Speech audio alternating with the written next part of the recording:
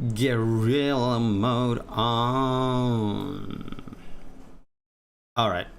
Too lazy to turn on my avatar. So we're just gonna play this with my PG. So we finished all the Midgar stuff, I believe. Yes, we did. Yep. All done with the Midgar stuff. Why is there a new then? What the frick? This is like a free play stuff. You can play up to 6 players, I believe. That's fine, but we're gonna just Tomb Raider it for now. I'm gonna be honest with you. Not 100% there. Not 100% there right now. So I might end the stream very short. It might be a very short stream. I'm not 100% there. I just feel like I should stream. I just feel like I should stream. I don't know why. I don't know why I feel like that, but I do.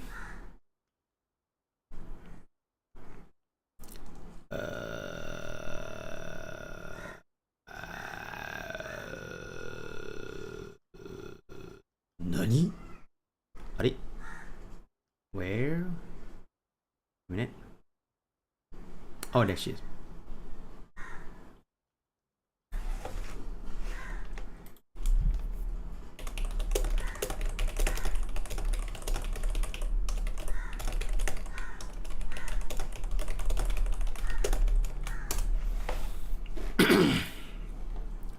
Okay. Good Lord. That's a lot to wash.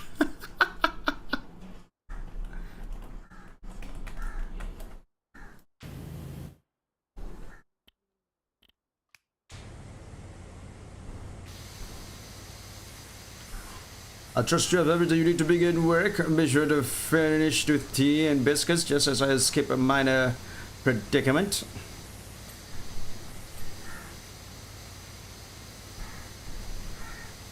It's nothing to worry about, by the way.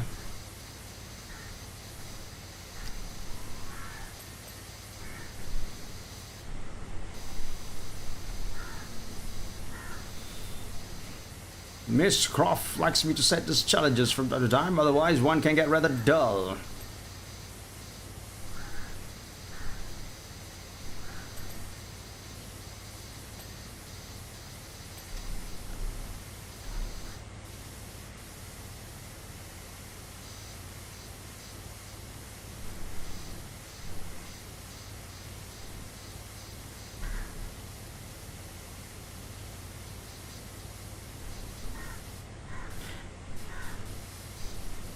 What if I be one of those streamers who don't say anything? You know? What if I be like one of those streamers? Should I try to be like one of those streamers? I should try to be like one of those streamers. There's nobody in here right now anyway. That's funny.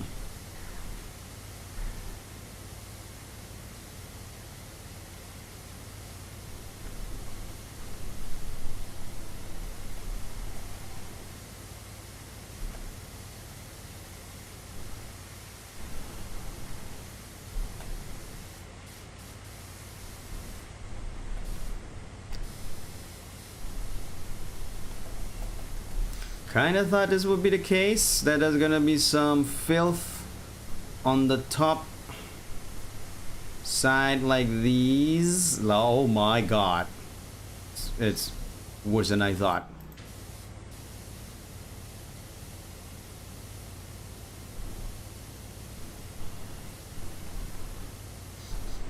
The filth is worse than I thought.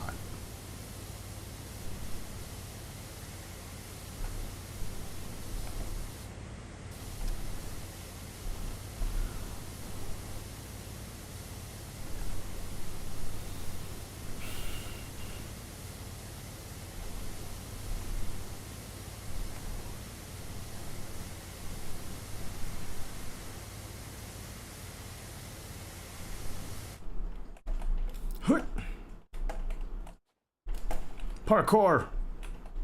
Parkour! Hoot! Hoot! So lazy.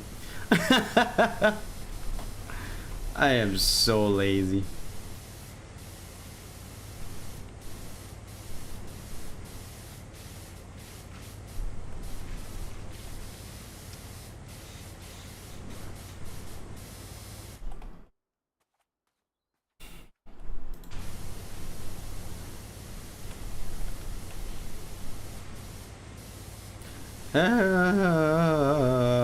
Oh, by the way, I forgot to mention to whoever's watching this VOD later on, because I don't think there's anybody in chat right now, but whoever's watching this VOD later on, I want to say, if you are of the Muslim side, happy Ramadan. Oh, hey, Harune. I thought there was nobody here. Oh, you're packing. Okay, understandable. I was just about to say to the Muslim people in my, you know, whoever was watching the VOD and everything, that happy Ramadan, because Ramadan has started today, which is probably going to start in the western side tomorrow. So have a good Ramadan, everybody, and I hope you all do well in your Ramadan days, and I hope you all do, you know, you all do your due diligence within the confines of the rules of Ramadan. Oh my god, that thing just playing by itself. Also, that's good to know, alright, you're finally packing. That's good to know, that's good to know.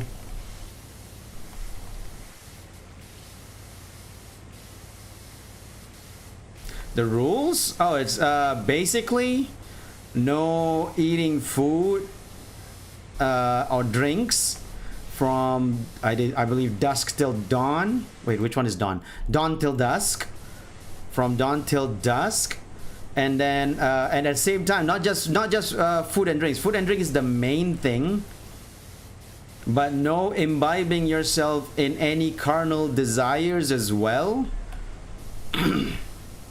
Or anything, and no doing any bad things, because those will you know, be against the Ramadan rules, and you know, then your fasting for that day will not count. So the fasting is not just for food and drinks, but for, you know, all how do you say, not earthly desires,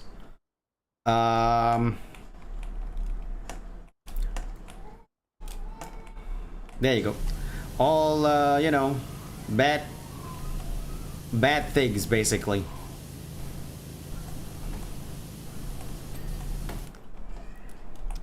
Yeah, cravings. Thank God you say that. Cravings. That is exactly the word I'm looking for. Thank you. But you know, and you know, last minute packing sometimes makes you remember things more, you know? That's what I realized for myself. Of course, it's not true for everyone. It's not true for everyone. But last minute packing is how I really remember things that you know, that I need to remember to pack up for trips and all that. Because last minute packing is when you really check everything. You know, you really go through every piece of things that you put in the luggage. That's when you go like, okay, let's see, I got this, I got that, hold on a second, oh yeah, passport, and stuff like that. Last minute packing is the one that I really feel like it helps me not forgetting things, you know?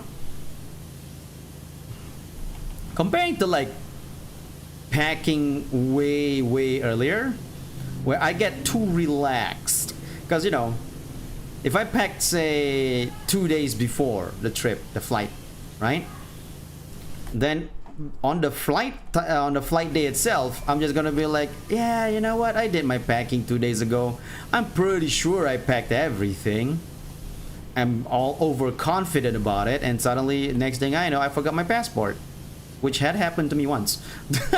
we were on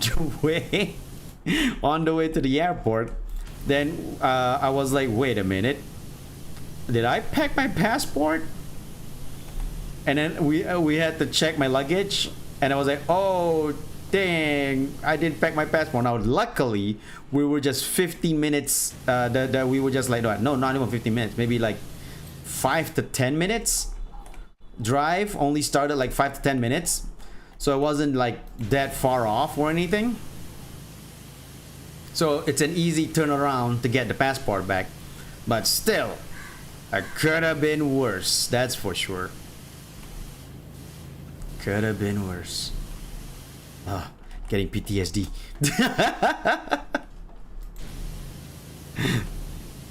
Yeah, luckily. Though, funnier story. After we landed, because the trip was to go to San Diego, right. It was a trip to San Diego. I nearly cried. Found forgot my passport, but it was for domestic flight, so I didn't need it. Oh, wow! Wait, you nearly cried? Oh no! Don't cry, Renee. Hey, Argama. But yeah. So the trip was for a what do you call that? A San Diego trip to Comic-Con. Actually, I was going to Comic-Con. It was back in 2006, I think. It's either my 2006 trip or my 2009 trip. Those are the years that I went to Comic-Con. Hey, Viridian. Oh wait, hold on. Is this? Yeah, this is right on. Okay. And I forgot my passport. But like I said, it was just like I was just 5 minutes away from my house, so it was an easy turnaround to go grab my passport, right? No biggie, no problem. Harune is going on a trip, not me. Harune is going to Japan. I was just telling, because she's doing her packing right now while listening to me. So I was just telling her about the year that I was going to Comic-Con back in 2009. Where I forgot my passport after leaving the house.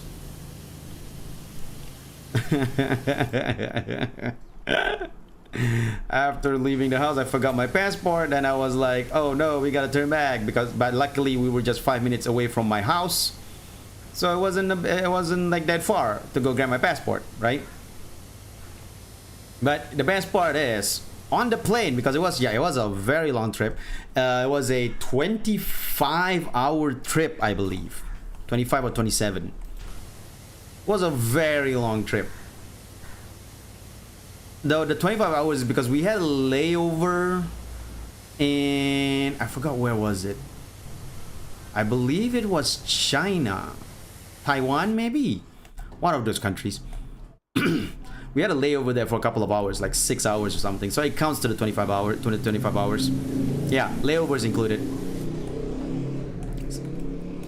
So the actual trip itself was like 17 hours, maybe 16 hours.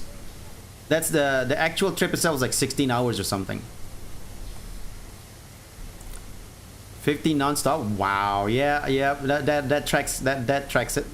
That's about right. But yeah, I think the actual trip itself was like 15 or 17 hours. It's still quite long. It's still annoying. But on the plane, right? Do they even have non-stop flight from Japan to US anymore? Good question. They still do? Dang. Anyway, so it was a long trip, right? So about maybe 10 hours in, you start to feel icky. You know, because you haven't really showered or anything like that. So, but I can at least brush my teeth, I thought to myself. Yeah, let's brush my teeth. That's when I realized I forgot to pack my toothbrush. It was gross. I did not like it. Was not a fan of the fact that I don't have a toothbrush.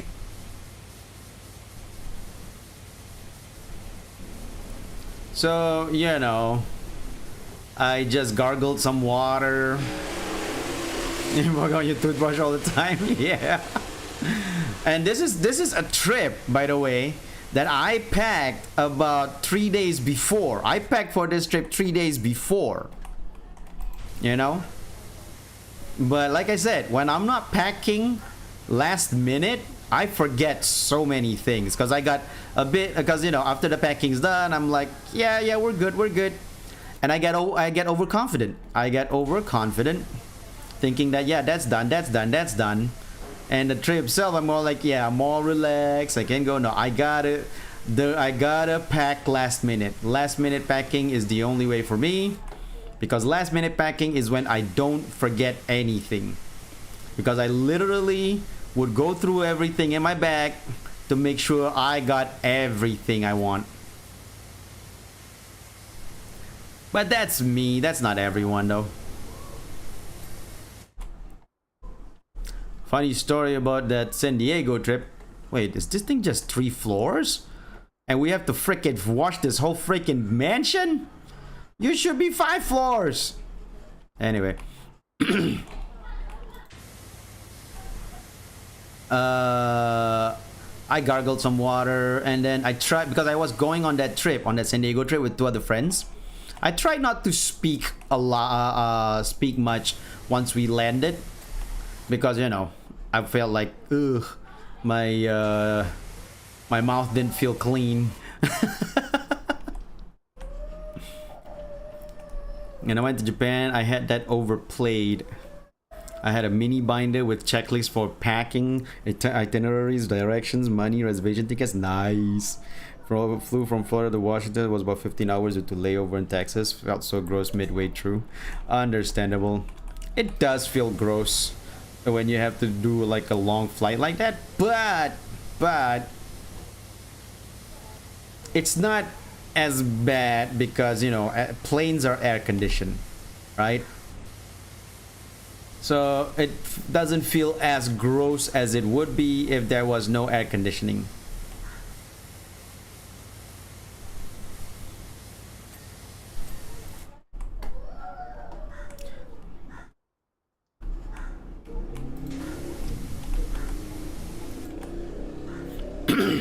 My trip coming up has layovers, but I hope if I stink people. You know what? That's a plan. That is actually a plan. I didn't even think about that. Like, yes, now people will leave me alone.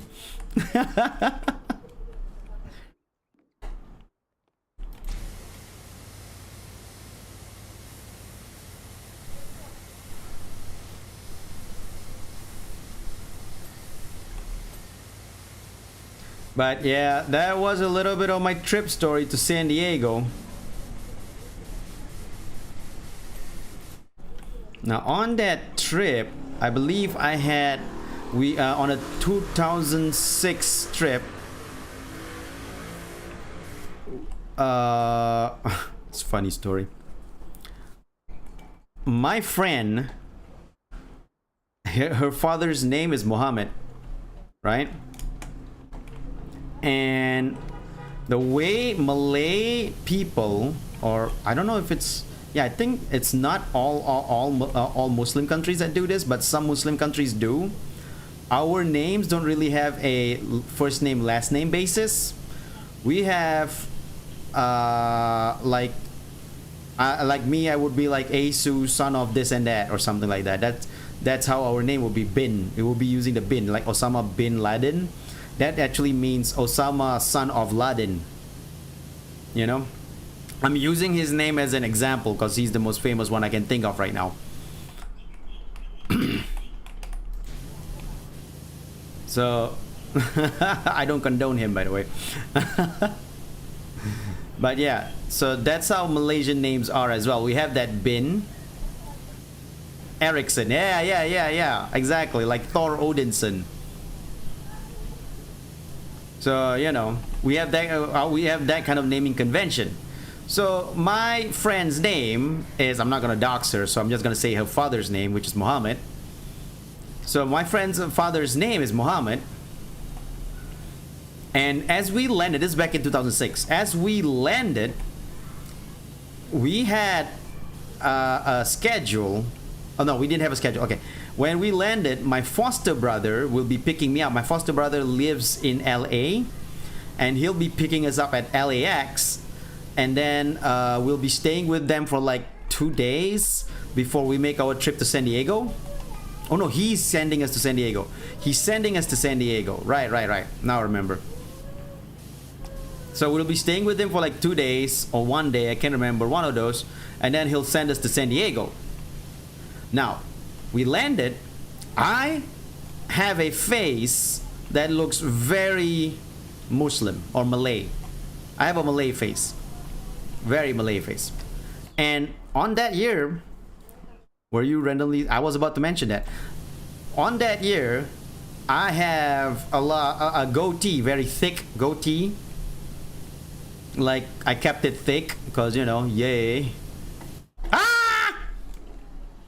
And as I mentioned before in the past, I have a Tony Stark goatee, right? And here's the thing. I did not get stopped on random screenings despite my face. My friend, however, a petite woman, very petite woman, she's about 5'1", I believe, doesn't look at all menacing. In fact, one might even call her cute, right? But because her name is something Muhammad, she was held for screening for a good 2 hours. 2 hours at LAX.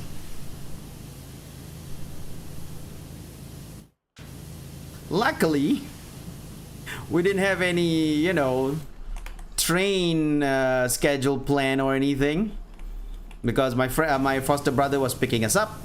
We were going to, hey J-Man, we were going to stay with my foster brother for a day or two before going to San Diego.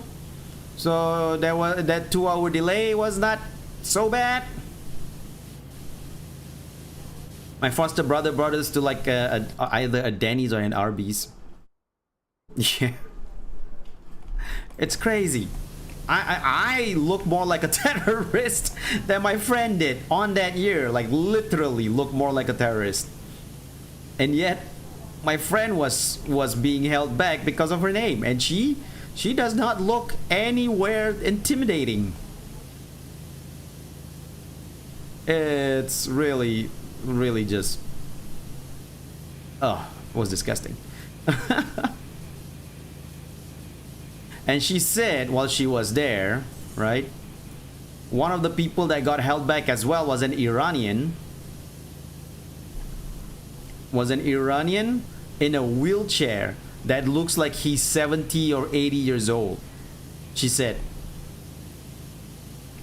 And he's being held with her in that office, in an office in LAX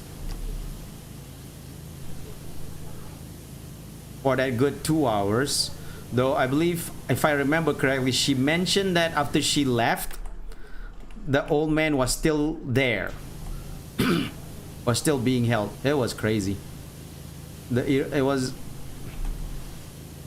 crazy.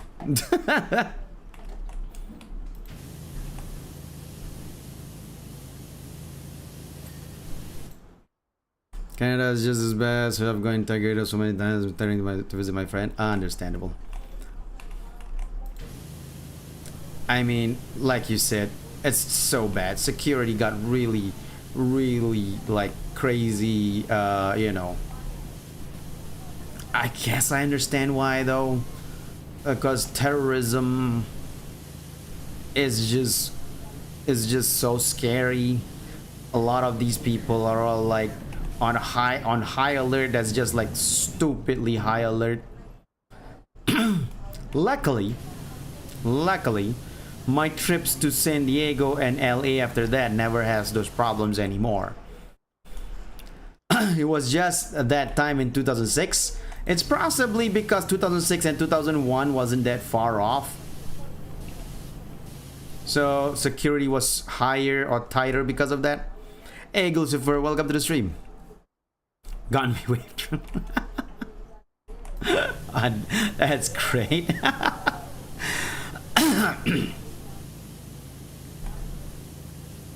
But yeah, that aside though, that was back in 2006. In 2009, we didn't have that problem. However, we did have a bit of a delay in landing. So we were like, I think, an hour late, an hour behind from our planned landing schedule. And my foster brother was nowhere near this time. He moved to Florida back in 2009. He moved to Florida, so he was nowhere near San Diego or California. And so we were like, okay, once we landed, it's just us, no more foster brother helping us out. So one of my friends have checked out some train schedules that we can try to go for and all that. So we were an hour behind, so we had to take a later train. We didn't book a train, so thank God for that. But we had to take a later train. So instead of arriving at San Diego at around 5 p.m. as planned, we arrived at San Diego around midnight. Because, you know, the later train was that far behind. Now, on the other hand, now it's like, yo man, midnight. Hey RL, welcome to stream. You've never been to an airport? Wow, I'm quite impressed with that.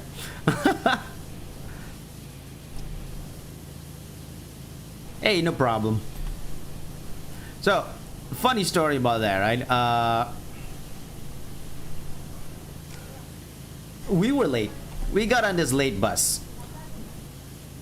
But no, sorry, not bus, train.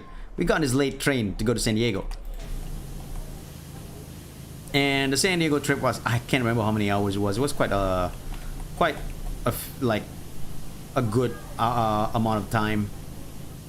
But we found out on the same train as we were was Kevin freaking Conroy, Batman himself, was on the same train as we were in.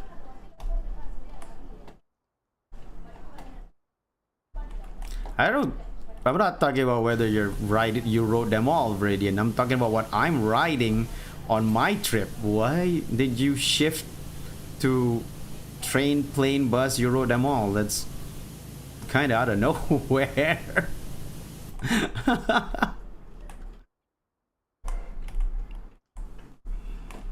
Oh, I don't know why you're talking to J-Man in my chat. But anyway, but yeah. What do you call that? Like Kevin Conroy was on the bus, was on the train. I keep on saying bus. Was on the train. I have rode a horse, actually. I actually have rode a horse. When I was a wee child, my father brought me to a ranch, a horse ranch, to experience horse riding.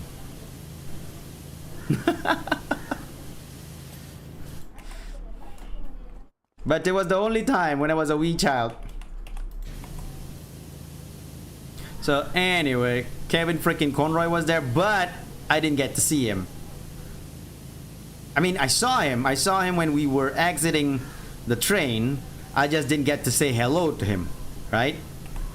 But as we were in the station when we arrived at San Diego, oh man, I can't remember the actor's name. Let me Google the guy's name for a bit. Hold on. I'm not gonna say a lot of people know this guy, because a lot of people don't know this guy. Michael Hogan. Michael Hogan was on the train as well. We saw him at the station. Who is he? He is Saul Ty from Battlestar Galactica. Saul Ty from Battlestar Galactica. He's the old guy in Battlestar Galactica. Hyper Epsilon, welcome to the stream. Sure, I'm winning against filth. Yes, I am.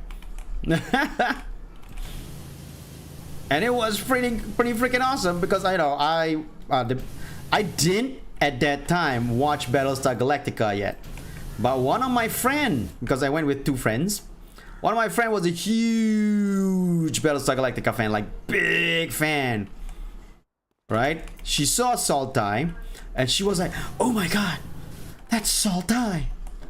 And I was like, go say hello to him. I watched Battlestar Galactica way later on, and I'm like, oh, now I appreciate Saltai even more. But she was like, I think I only watched the first episode at that time. Only the first episode. Bears beats? Never mind. Understandable. But yeah, I said to her like, go say hello to him. I mean, it's all freaking Thai. Go say hello. And she was like, no, I'm too embarrassed. And I'm like, oh my god. So I went up to the guy. Since I watched the first episode, I know him. I watched that first episode like a month before we went on the trip. So I know him. I know the character. And I was like, hey, you're Saltai. I mean, you play Saltai on Battlestar Galactica. I like literally, that's what I said. I said, you're Saltai. I mean, you play Saltai in Battlestar Galactica. And it was like, yes, I did. I was like, hi, you know, we like I liked him though. I liked him saying that we like Battlestar Galactica, but it was really just my friend, and I was just doing it for my friend. But you know, here and there, I became a fan later on. That still counts. So I said to him like, yeah, we're big fan of Battlestar Galactica, and I was wondering if we can like take a picture with you. And so we, at that time, took out our digital camera. I had a phone, but my phone was not exactly the best. It was like a 2-megapixel camera phone. It was the old days of flip phones. I was using a flip phone at that time. Flip frickin' phone. Well, not a flip phone. That was a slider phone. You never go up to celebrities. Is it now frames? Is it now? I guess it's frames, but you know, back then, 2009 was still megapixels.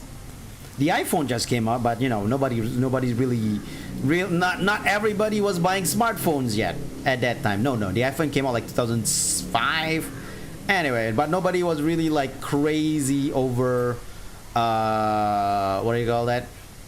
Over smartphones yet.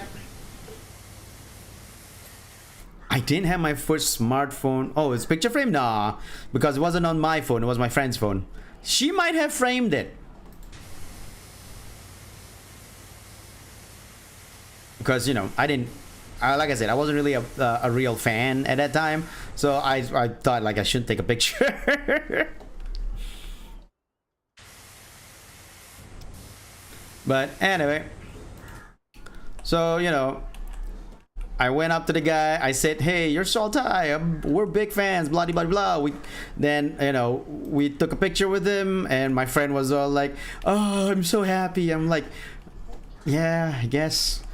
I'm so happy. I'm like, "Yeah, I guess you should be." But imagine if you didn't. If I wasn't here to walk up to the guy, you'd have missed an opportunity. But you know, what matters is that she's happy about it, and we got to take a picture. That's what matters.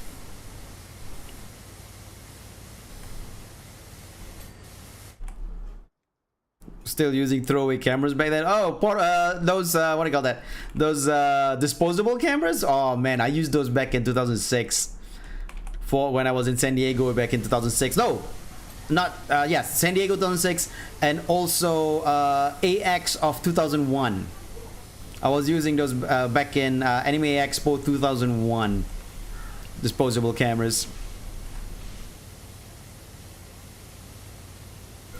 But he could have been one of the celebs that snap at people. Yeah, he could have been, but the way I see it, if they snap at me, it's totally up to them. I wouldn't blame them for snapping at me because they might be tired or whatever. Anything could be the reason, you know. I wouldn't blame them for snapping at me, but I wanted, at that time I was like, might as well try it because nobody's around. It was just us and him here.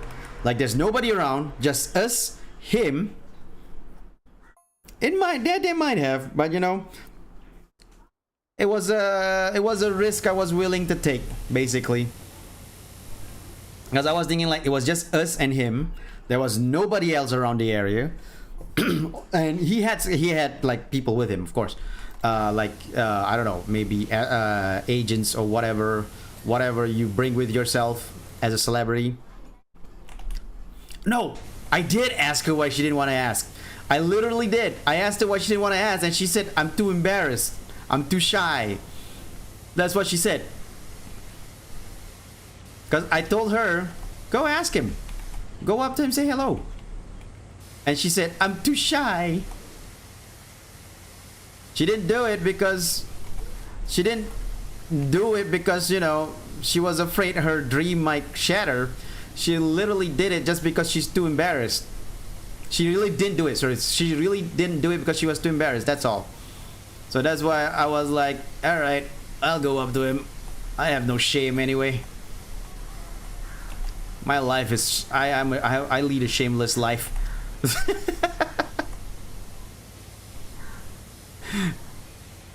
But it turns out he's a good guy. He was actually like, you know, beaming and smiling that people recognized him. And it was like, yeah, I played Saul. I'm glad that you guys really liked the show and everything. And he was so cool. He was really seriously so cool. Of course, I didn't watch the show until 2 years later. But it was still fun to meet him. I didn't finish watching the show until 2 years later, but it was fun. It was fun meeting him.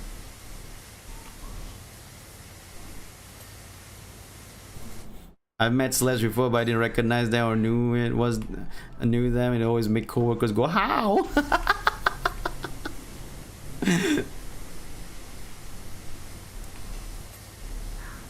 You don't comply to the masses of, you know, to the Hollywood elites.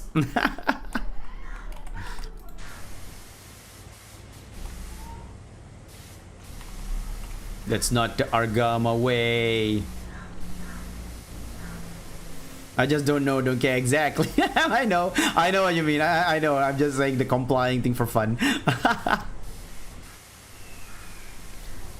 But yeah, that was the day that I met Saltai. It was fun. At San Diego, I also met a bunch of people. Oh, I met Carrie Fisher. That's a funny one. I met Carrie Fisher. And it was so funny. Because she was at a table sitting. I'm not seeing her do anything. I thought she was just sitting. So I was like, hey, if she's just sitting, maybe I'll go up to her.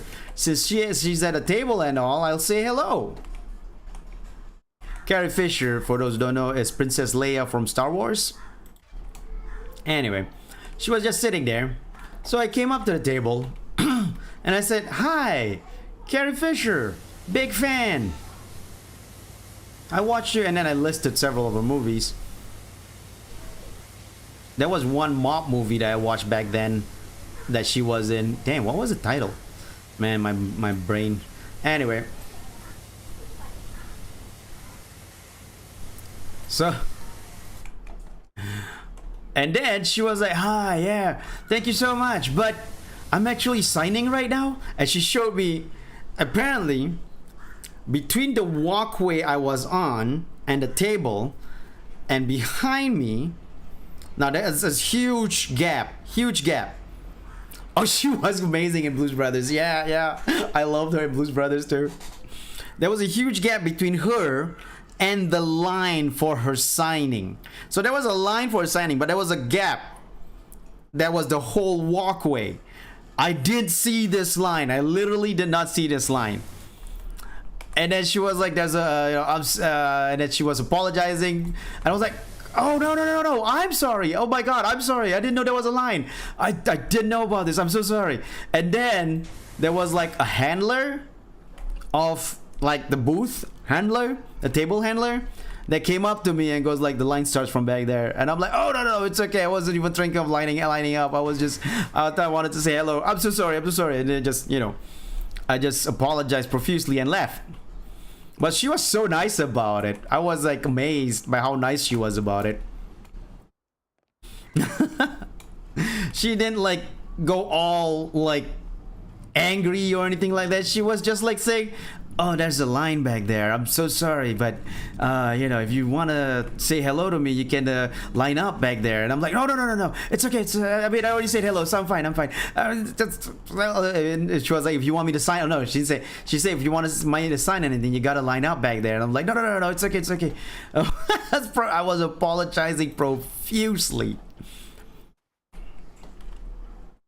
What's a Parker moment? Oh, you're talking about Parker from Marry Me.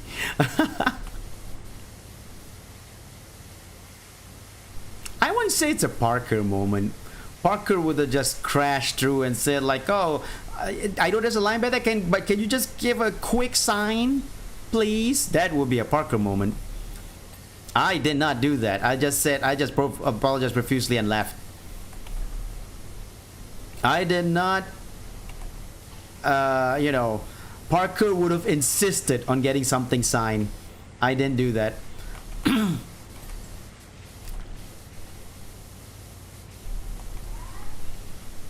But yeah, basically that was a funny moment that I met what do you call that, Carrie Fisher. And also, as I was walking around the convention area, I met Mick Foley, Mankind, wrestler. For those who don't know, Mick Foley's a wrestler. He's Mankind, or what was the other one? Dude Love, or Cactus Jack. He's been through a couple of wrestler identities. Remember, my artist alley table was in throwing distance from Josh the K, but you cannot take photos around him. Oh, I was nervous of photographing my booth because his bounces. Wow, that is crazy nuts though. Because you're like taking picture of your booth, not him. Jeez. No, I guess I get it, but at the same time, it just feels like it's extra mean to do that, you know.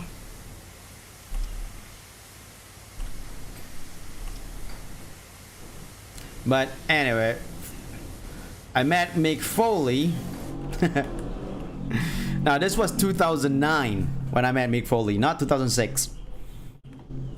So naturally, I came up to him, not to ask him to sign anything, but I just came up to say to him and just say, "The boulder feels conflicted," and he laughed, and then just bowed and said hello.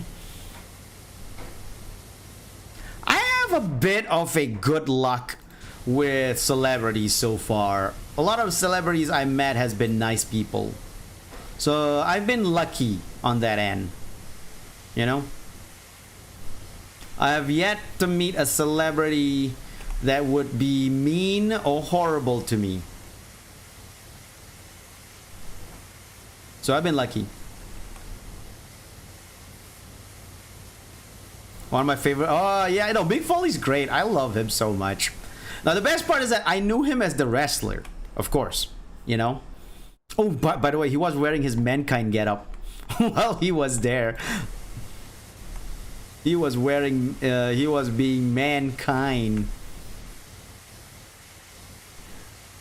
But for those who don't know, he was also the voice of the boulder in Avatar.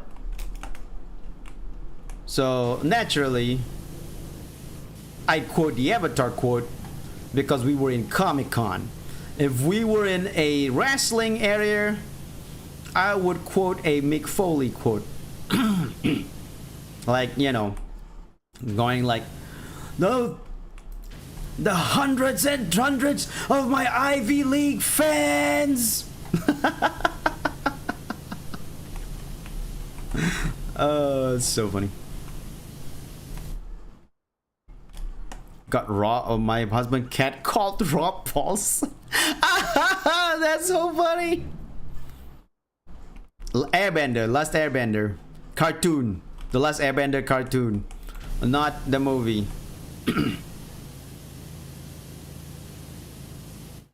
And it's so funny that you had to ask James Cameron or Last Airbender when I said the boulder. You know, as if there's a character named the Boulder in the James Cameron Avatar movie. Yo, Boulder, have you met those blue guys? That's just funny though. The idea of a guy in that serious militaristic get-up story.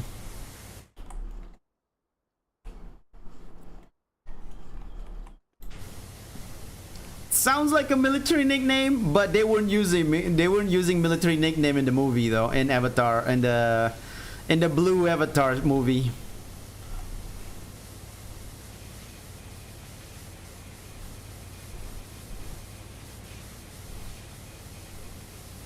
But it does sound like a military nickname for sure. The Boulder.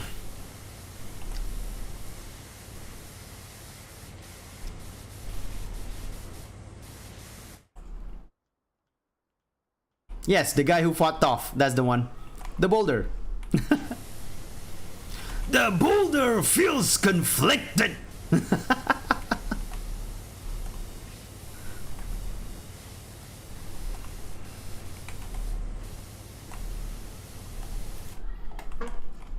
Also, we went in 2009. We went to the Avatar panel because they had a panel to talk about season 3, because season 3 was about to come out. We went to that panel. Then Dante Bosco was at that panel. And when he came out, he tried to fight her. When he came out, I literally shout out Rufio in the crowd. I did not say Zuko. I literally shout out Rufio in the crowd. And he and he just put up his hand hearing that. Bangarang. Oh, the best part is how he actually acknowledged the fact that I called him Rufio. Hey, Tangurus, I'm doing good. Thanks for asking.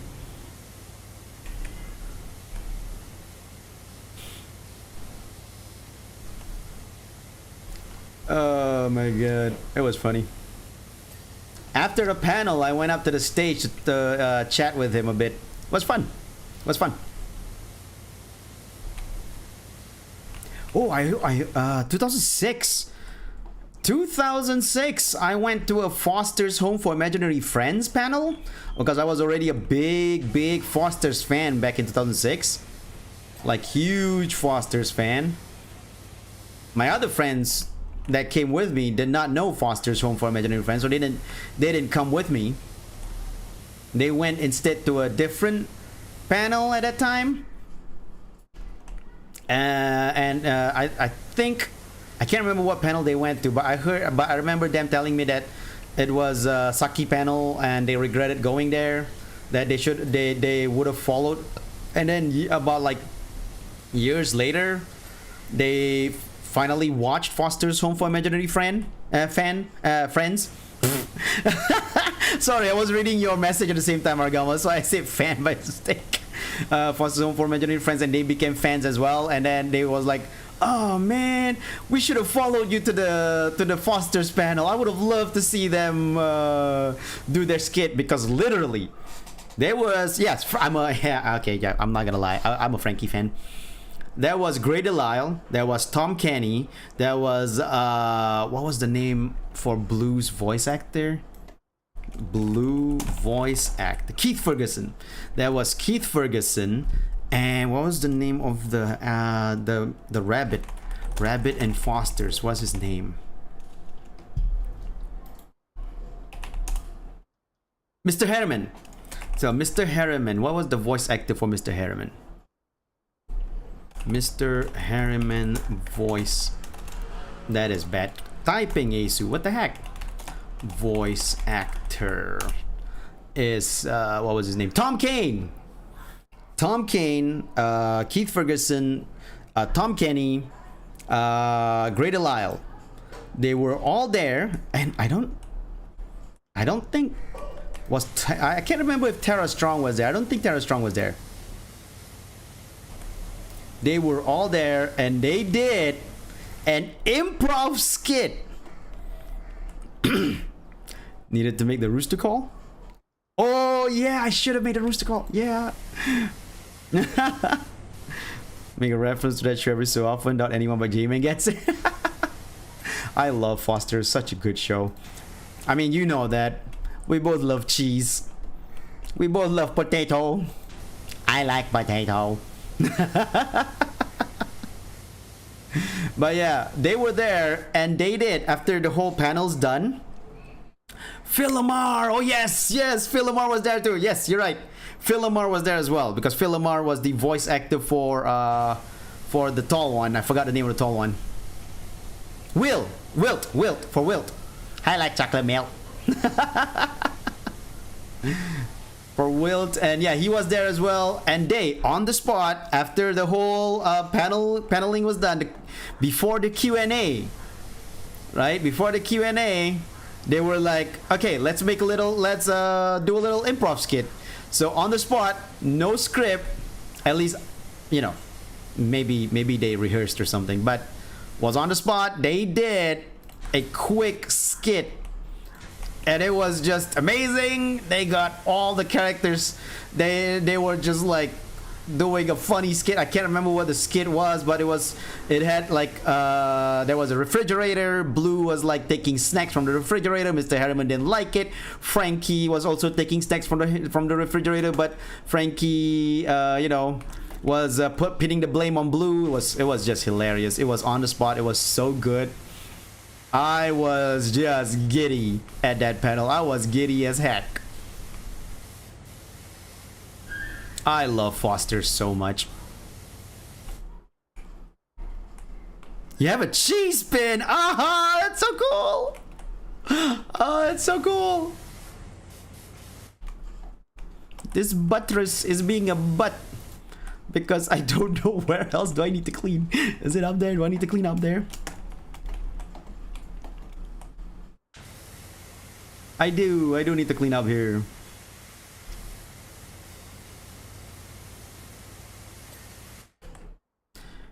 Oh man, that was a good panel. Here's the thing though. Then they do a Q&A, right? They do a Q&A, and yeah, they were like, anyone who wants to stand up in the Q&A, just stand up there and then just line up for the Q&A. So there was a bunch of kids, right? And I'm like, that's cute. I'm just gonna let the kids have this, because kids love Fosters, right?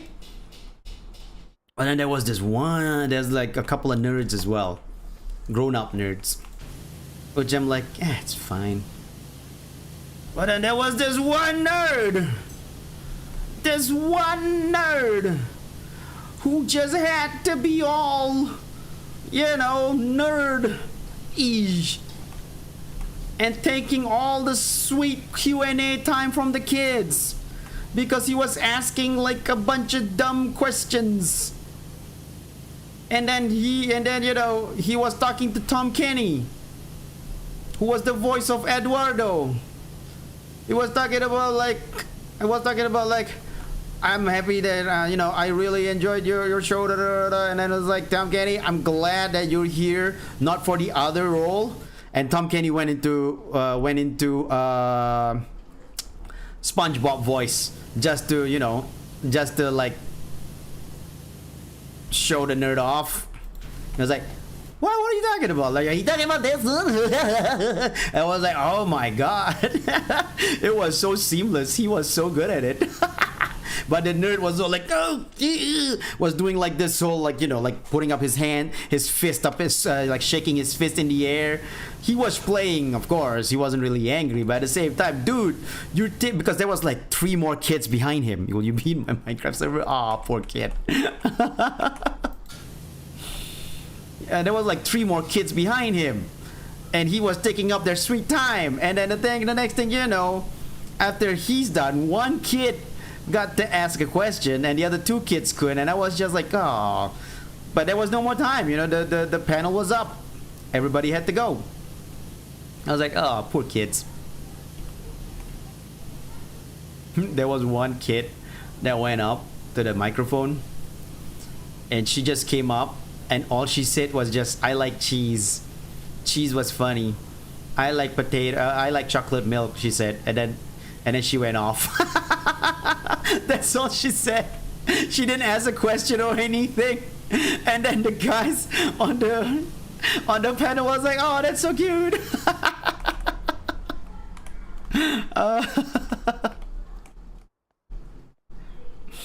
Nailed it.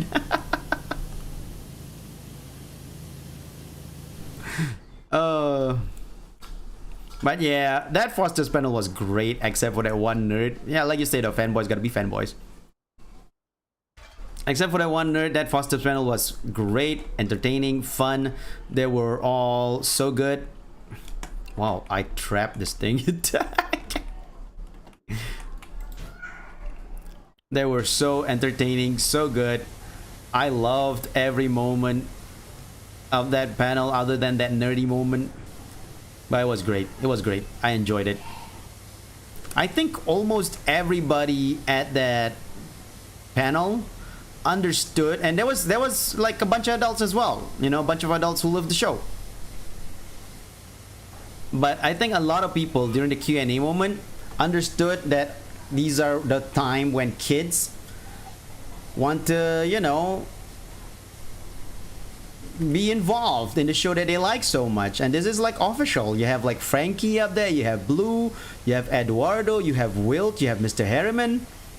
So of course kids want to talk with them, right? And a lot of people understood, so that's why a lot of adults did not go line up for the Q&A. And some of the adults, the other adults, because there was like I think 3 adults that lined up for the Q&A, they understood as well. They kept their questions short and simple so that the kids can have their time. That one guy though, like goddamn, man. I mean, the show can appeal to adults for sure, but it's not made for adults. It appeals to adults. It's not made for adults. It has adult jokes, but it's still not made for adults. So please understand that. And not be so out of touch with the world.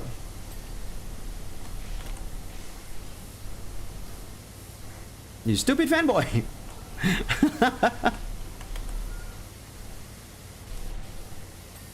Exactly. Let the kids take priority. And like I said, I think like most of us in the panel understood. Most of us that attend the panel understood. So a lot of us was like letting the kids shine. Because whether or not you like kids, just be nice. You know, be nice.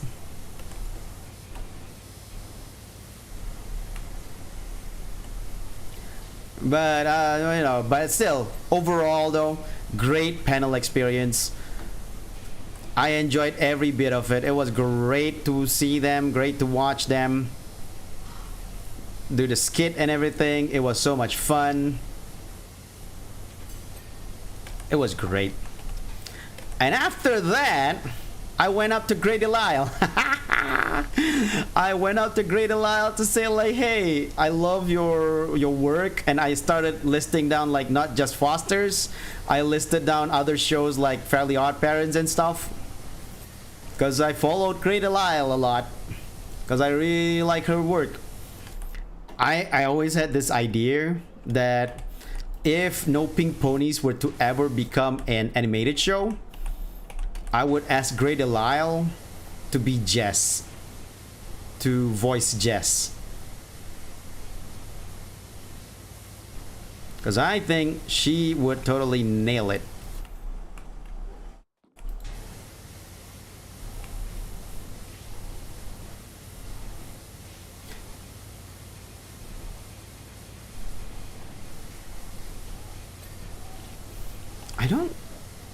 I'm trying to remember if she's still Grey Delisle or is she a different name now? Because I believe she after she got married, she changed her last name. I can't remember. Maybe she's still Grey Delisle. If it ever become a show, it will be a podcast of me just non-stop fangirling.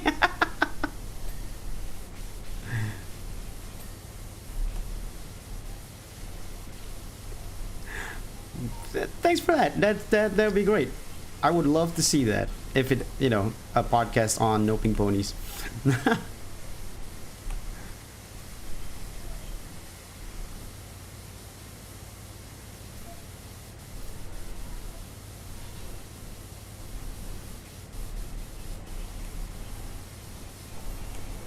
One thing is that I would love to get Grey Delisle as Jess and Tara Strong as Maureen.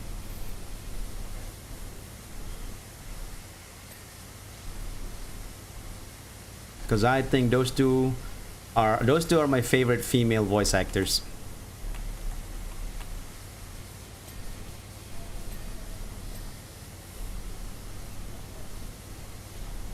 I say this as if anybody else but Viridian knows what the No Pink Ponies characters.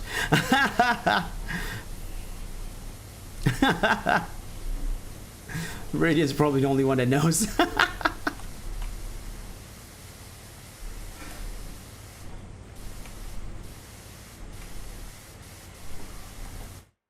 To be honest, watching this stream, this chill game is a remedy I need because I have a bone to pick. Really? What happened with Dairy Queen? Dapperly is reading it or ongoing. She said, she going to. She asked for a link. Oh, okay, cool. Why?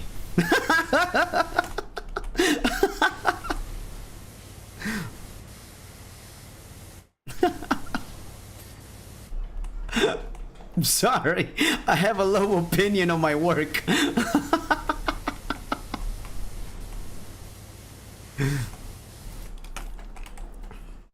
As you can see from my bout of success, that's why I have a very low opinion of my work.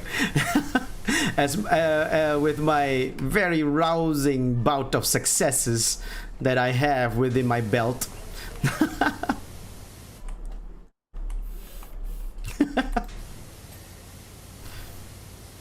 Even when I have a webcomic that I drew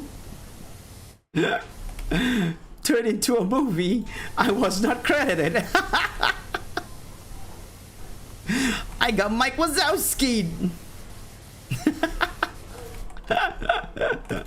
It's just funny to me. I don't really care about that. It's just funny to me.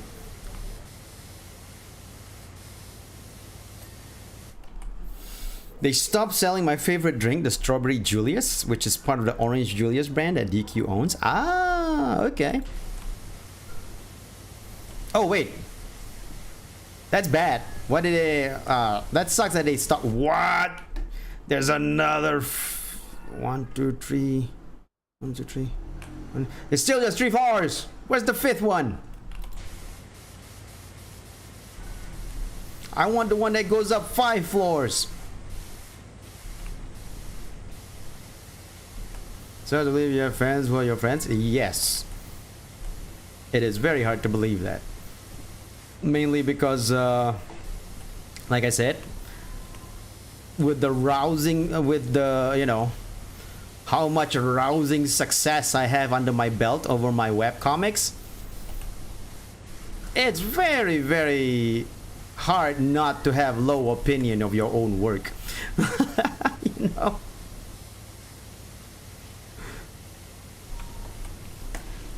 Here, let me tell you a little story. My first webcomic, first ever that I ever made, was called King of Fighters Trial by Fire. This was made back in December of 1996. When this was made, there was hardly any web comics. I'm not saying I'm the first web comic. But there was hardly any web comic in the world wide web. And even then, nobody knows I had a web comic. Even when there was no weapons, there was only I think 3, because there was Buzzer Beater, and I believe there was someone uploading Dilbert.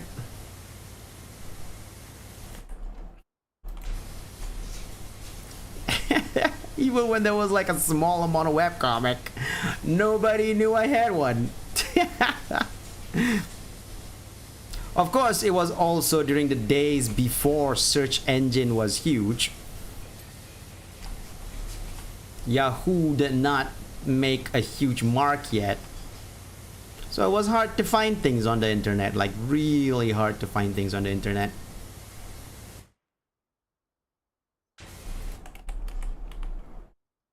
I did make a KOF comic, I did.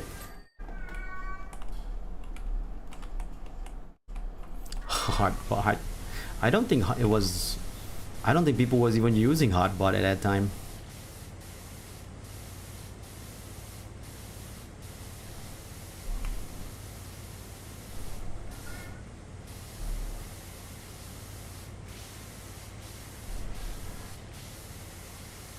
I can't even remember how. I guess AOL might have a search function for you to find websites, and then it can lead you to some kind of a rabbit hole. But anyway, that was back in December of 1996. I never finished that comic though. That comic has a very, very hanging, cliffhanger chapter, because I never finished it. And it's ugly as hell, because it was back in 1996 when my artwork was not good, and it does not exist on the internet anymore. You can try to find it. You can try to find King of Fighters Trial by Fire if you want, and you'll never find it. I mean, haha, you'll never find it.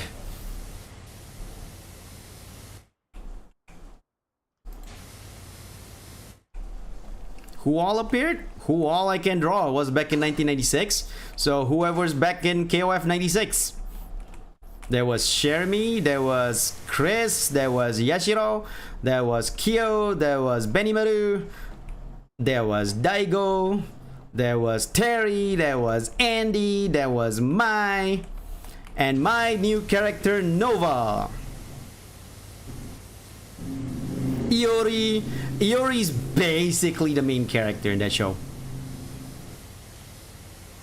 Yeah, oh no wait, I don't think I did Leona. I still need to buy that for my washer. Yeah, you gotta finish apparently you gotta finish the main career campaign first, and then they'll unlock the tri-nozzle for you to get for you to use for washing.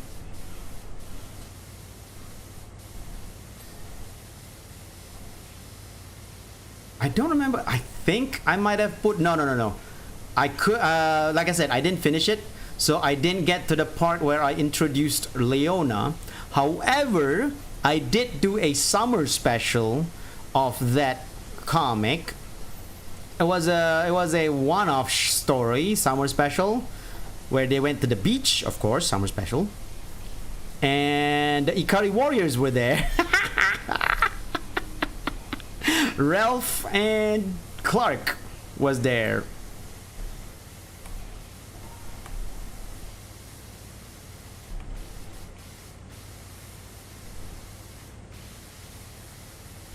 This was, I think, I can't remember. Was 97 announced yet? I don't think they announced 97 yet, but it was 96. And the story is set after the end of KF 95. So no more Gonits. Gonits is dead.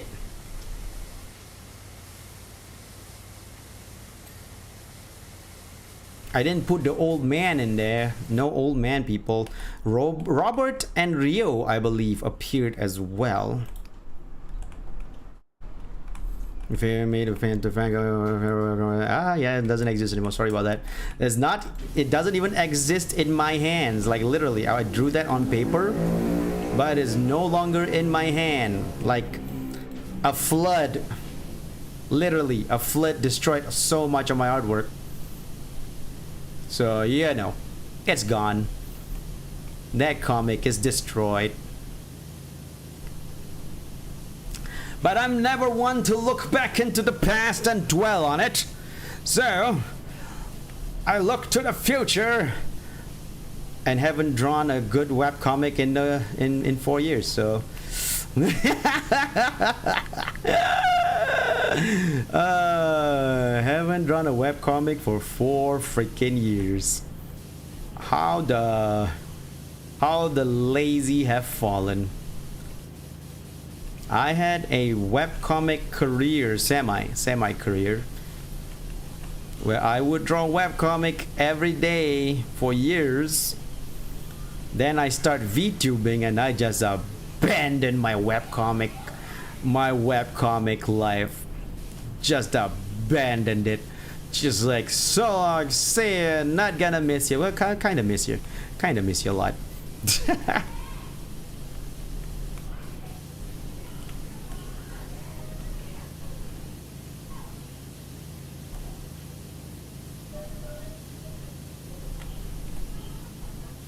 Yeah, exactly. No Pink Pony's never gonna get updated. Exactly. Here's the best part, Viridian. This is something that you might not know, even though you read No Pink Ponies.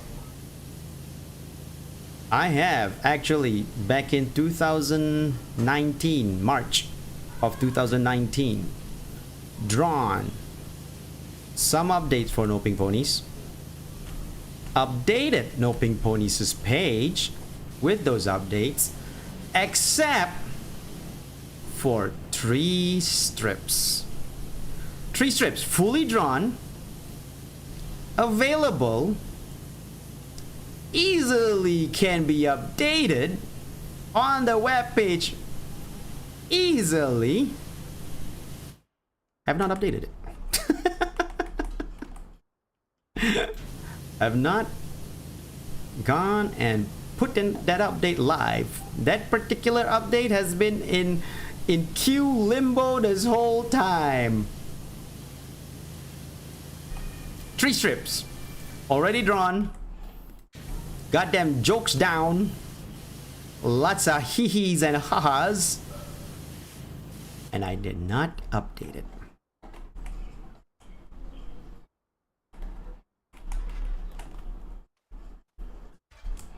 Why?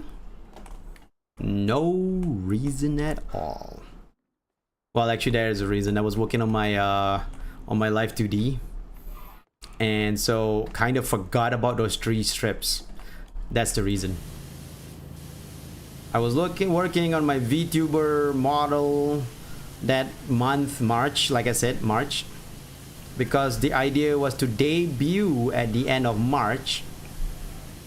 And forgot about those 3 strips. Oh, no, it's uploaded. It's uploaded. It's just not live.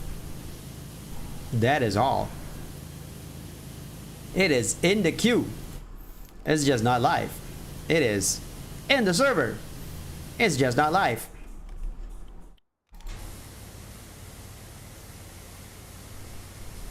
The best part is those 3 strips is a continuation of Azalea in her maid outfit. A lot of people love that, by the way. A lot of people love Azalea in the maid outfit.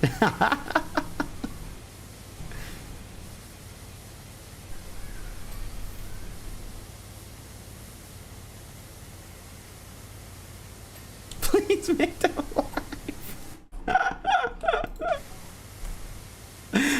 Yeah, I should go ask the password. The thing is, I lost the password to the FTP server, so I should ask the password and then make the 3 strips go live.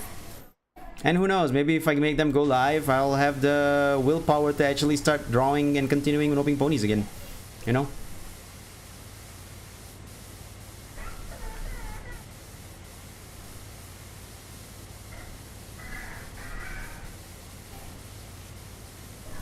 Never underestimate the power of a maid outfit.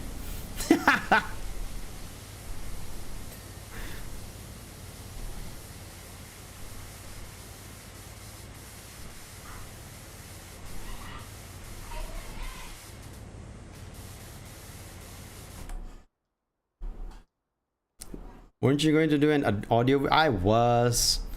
Then Harune graduated. And I'm like, well, there goes my jazz.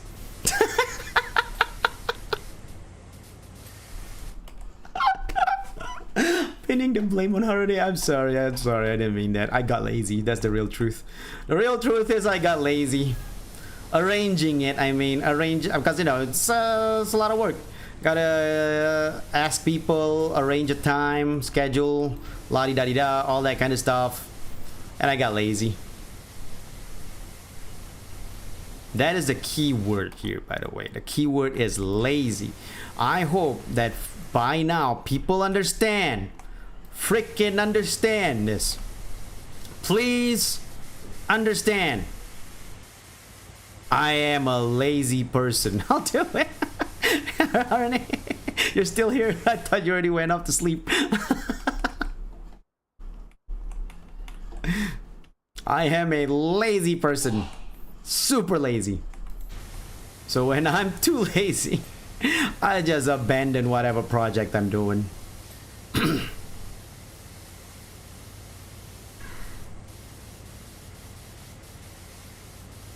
I still might do the No Pink Ponies reading though. Like I said, I want, like, I have her. This is something that I've had like in mind, where Harune plays Jess, possibly Dapperly as Maureen, possibly. Now I gotta get Pending as one of the nerds, of course. You know, I will not be voicing any of the characters. I will just be there to direct.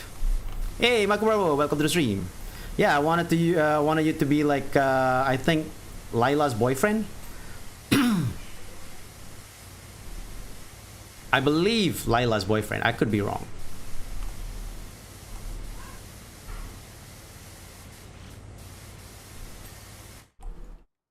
You'd be happy to voice role? Thank you. I totally will do that one day when I'm not lazy. One of these days. But maybe this'll teach you all a lesson. I keep on saying I'm lazy and people keep on saying, no, you're not. You're a hard worker. I am not a hard worker. I am lazy. This will prove it. Now people will understand that I am actually lazy.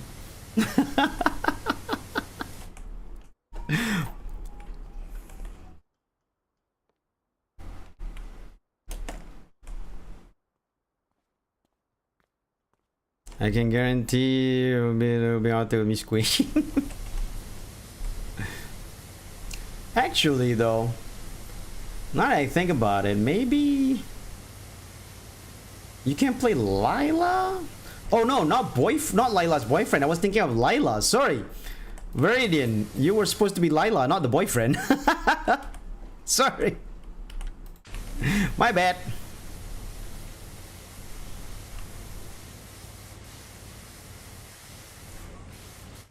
Here's the thing, though. Even though I know a lot of people, I don't know if they want to commit to voicing a series of comic strips, because it involves a lot of time, you know, I don't know how many, I don't know how many comic strips we can do in like 2 hours. Probably best at 2 hours. Probably a lot though, now I think about it. Comic strips are just like 4 panels. Though, my comic was wordy as heck.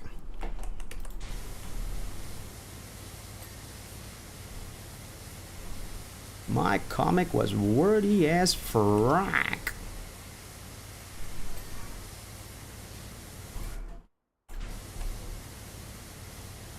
So one panel, one comic strip may take longer than say 3 minutes to finish because of how wordy it is, because I am a man that likes to write dialogues even though the dialogues are useless. So another thing is that my idea was actually to live stream it, and you know, people read it, then I'll cut it up and compile it into a video series to upload to my YouTube channel. That was the idea.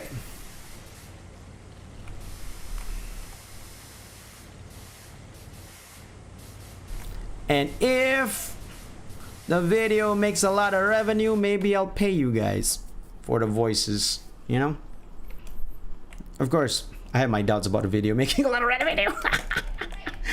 I am not a popular man.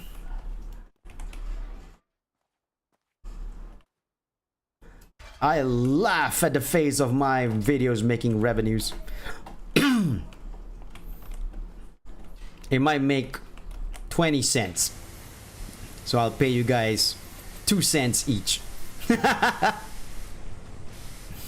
Wait, if I have 10 people, though, that's all the money.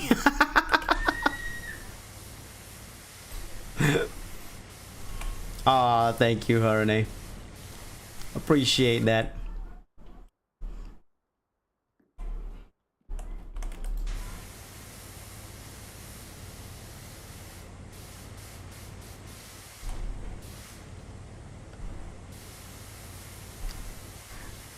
But yeah, so that reading was an idea that I wanted to do. Whether or not it'll come to fruition really depends on whether or not I get enough members for the cast, right? Okay, so how do I get all the way up there? What the frack, man? What the frack? Best I can do is stand on this thing.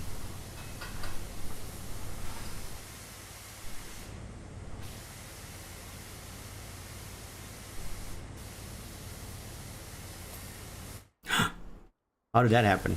You know what? Let's not look at a gift horse in the mouth. What ladder? Did you see any ladder? I don't see no ladder.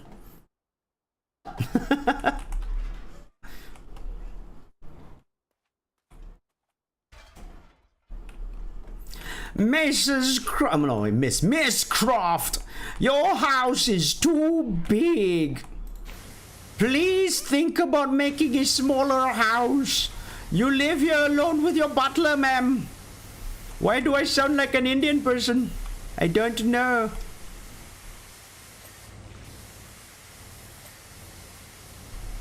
Oh, I should have made my COC character from India. That would have been easier for me rather than Creole.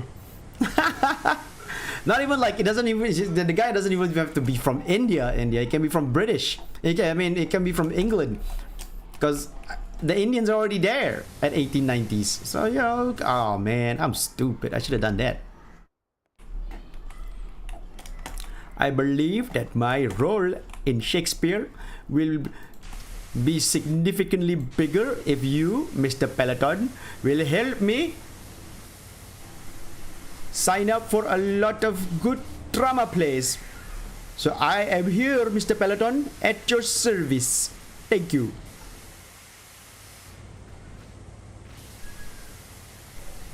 Oh, I've been studying Creole a lot more though these days. Oh, there's no ladder too. So the ladders are all available on the ground in the game. I mean, the ladders, the lifts, the platforms, and all that. So if they're not there, they're not there.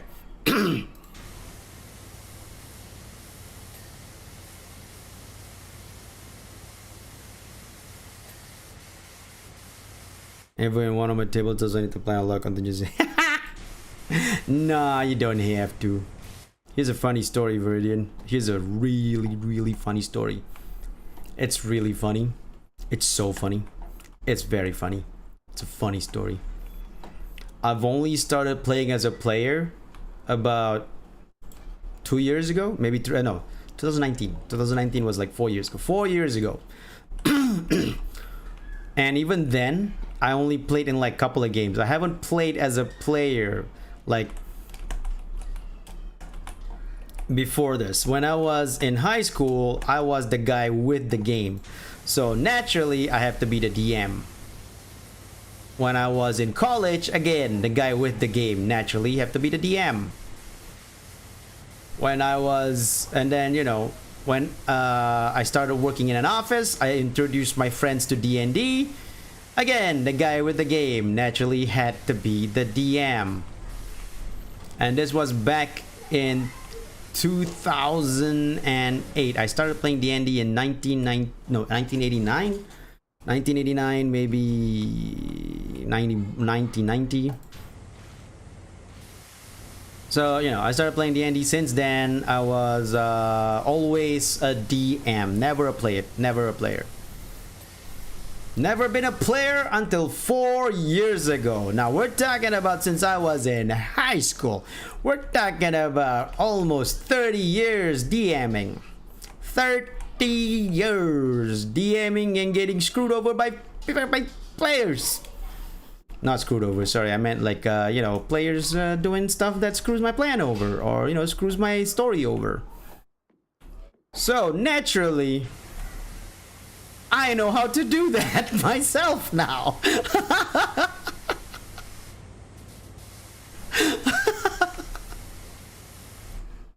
Naturally.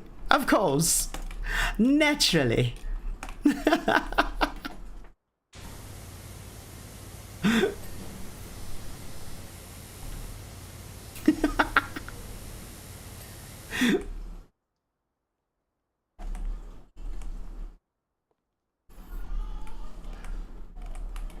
Why am I slow? The heck? I actually bought a power washer recently. The noise is insane because the compressor is. Oh, I mean, like when you turn it on, it was just like like that. Not as relaxing as I expected. Oh my god. Oh, that's too bad. A real power washer. To be fair, this game, the power washer is just literally a gun.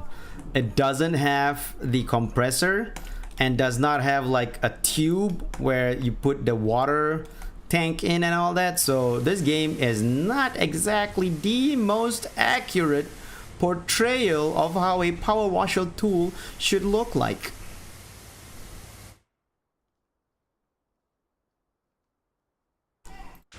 Oh, press the button by mistake. That buttress is done. Get it? Buttress. That buttress is filled. That's a filled up buttress right there.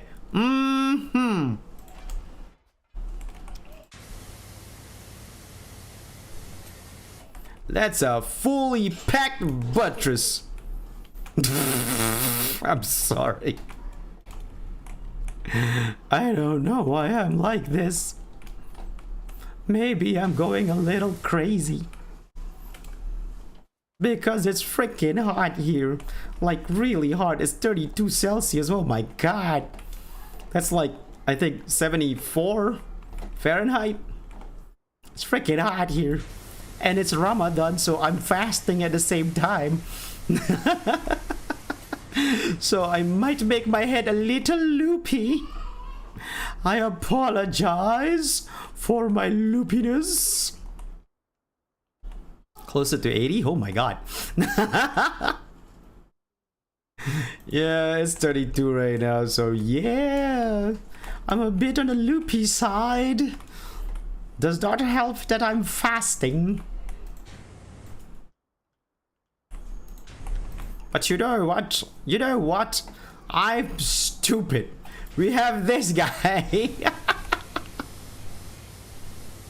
Can you have nope, no ice water, no water at all, no drinking, no food, nothing goes into your mouth, your nose, your ears, any orifice. No entryway from any of your orifices at all.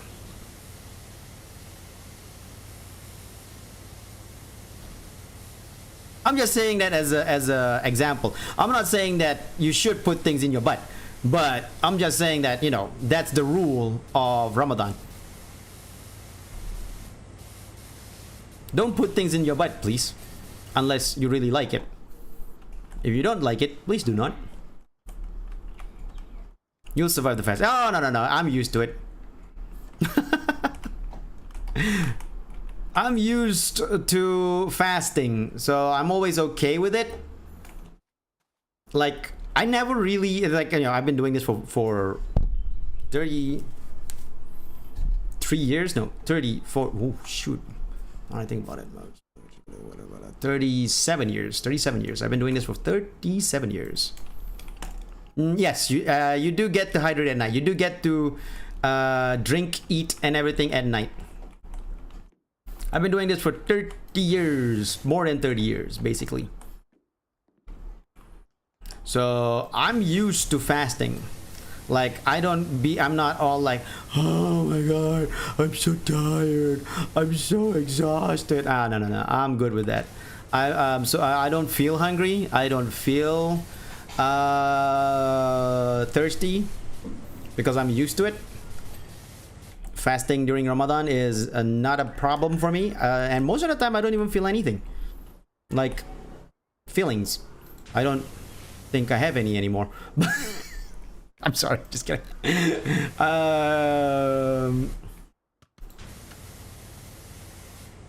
There's a specific time, or is it vaguely just, yeah, sun up and sundown? It's vaguely just sun up and sundown. No specific time about it. So, if you live in the UK and you're a Muslim, and say that, okay, nowadays it's fine, but there was a time that Ramadan was during the summer. That must have been suffering for people in the UK, because daytime was much longer than nighttime. So that was probably super testing for people in the UK, for the Muslims in the UK.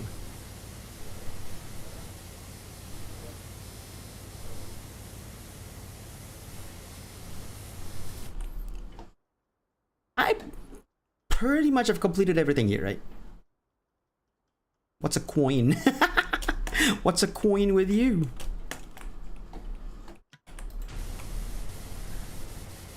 In Malaysia, we have because we're in the equator, we have basically the same, like, sun up, sundown time almost the whole year.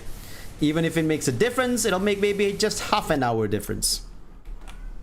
So for us, it's pretty good. It's pretty easy and okay to do it. But for people in different countries where during the summer or there's a longer daytime, I feel really sorry for them. Not sorry that... No, you know what? Maybe I don't feel sorry for them. Because sometimes getting that extra testiness and getting through it shows how much more devout you are as a Muslim. So for those people who do that and actually does succeed, congratulations, you're awesome. Like, you're great. So maybe I'm not sorry for you guys. Maybe I'm proud of you guys instead. For those who don't make it, I am not disappointed. It is not easy. It is not easy to do it. So, you know, all the best to you in the future.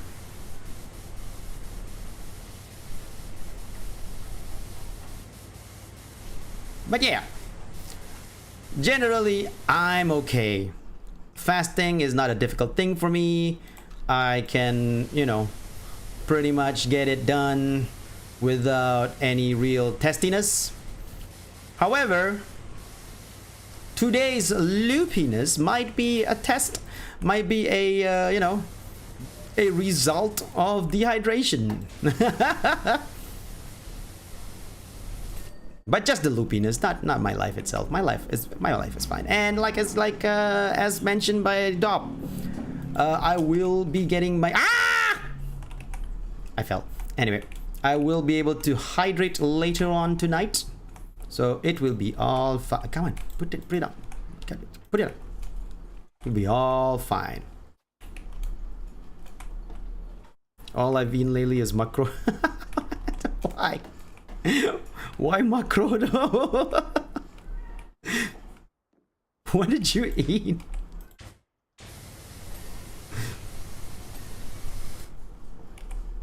Executive binge? Oh.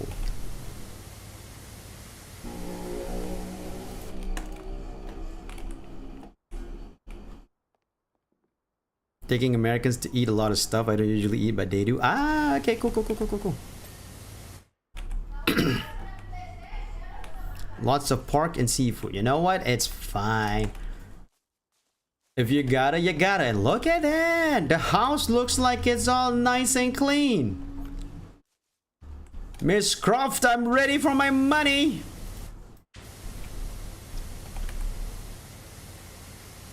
Superheroes gotta eat sometime. No, you know, I grew up. Another story, another little bit of the telltale. I grew up when I first fast, when I first commit myself to fasting for Ramadan was when I was 7 years old.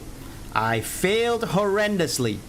Like, did not get to do all 30 days. I think I only did 3 days out of the 30 days. It was a spectacular failure. But when I was 8 years old, I managed to fast and only missed 2 days. So, you know, 28 days out of 30 days. So it was an improvement. I was proud of myself. Then I was 9 years old. I missed 3 days, but because I fell sick. And you know, when you're sick, you're not supposed to fast because you need to eat your medicine and stuff like that. Taking care of yourself always takes priority over religious things. That's the way of Islam. In Islam, taking care of yourself is always priority. Because Islam believes that if you don't take care of yourself, how are you supposed to commit to like all the prayers and stuff? So, you know, it makes sense. But anyway, so 9 years old, I missed 3 days. 10 years old was the first time ever I managed to do all 30 days. When I was 10 years old, and I was like, whoa, 30 days, I did it, you son of a bitch. Can you dig it, sucker?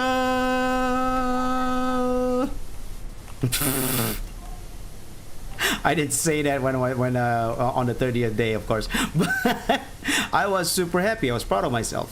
I did it. I managed to fast for 30 whole freaking days. I'm usually sticking to chicken, beef, fish, but since the money wasn't mine, like I said, it's totally understandable. It sometimes when you have to, you know.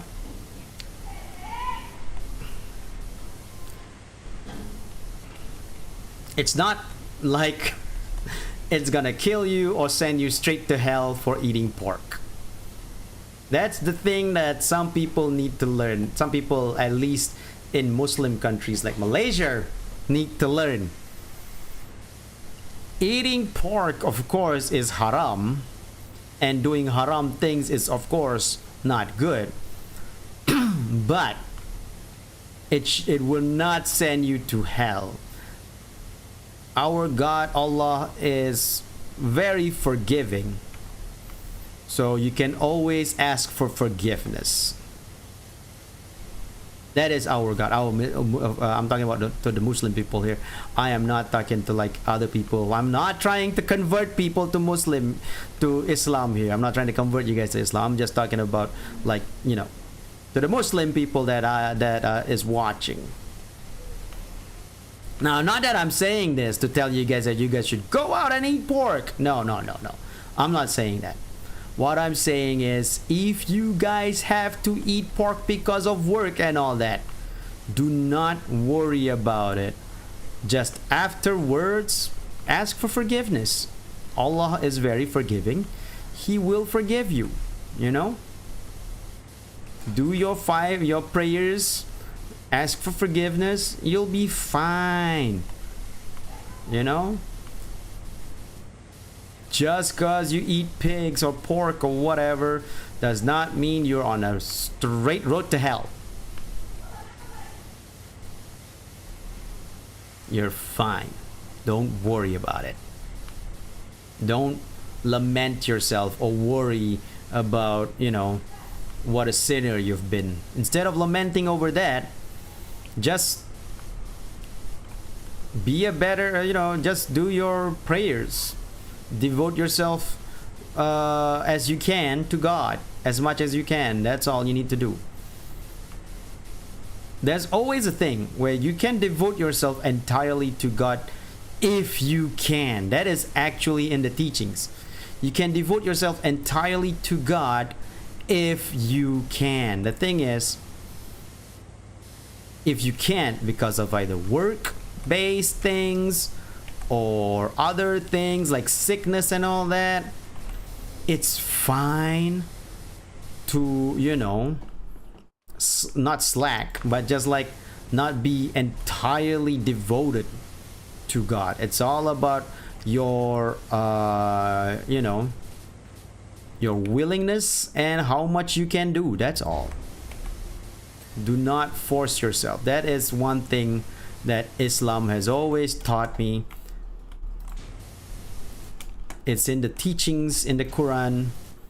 Do not force yourself. Anyway, that aside, I've been, like I said, 10 years old. I, you know, did all 30 days. And ever since then, I've done 30 days of fasting, except for a couple of years where I fell sick. So I had to take, you know, I can't fast. But most of my, since 10 years old, so 33 years from then, I fasted for 30 days and I've been fine. It has never been a problem for me. It has never been a detriment. And I got through it just fine. So don't worry about me. I'm good.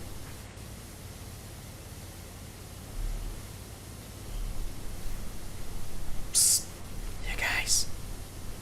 I got a secret to tell ya. I said just now that ever since I was 10 years old, my fasting, I've been fasting for 30 days, except for a couple of years, right? For 33 years. That's what I said. Okay, listen carefully, you guys. Listen carefully. I'm gonna ASMR this. I said that I've been fasting for 33 years since I was 10 years old for 30 days. Almost without fail, except for a couple of years, right? That's what I said. That's what I said. This Sunday, it will be 34 years.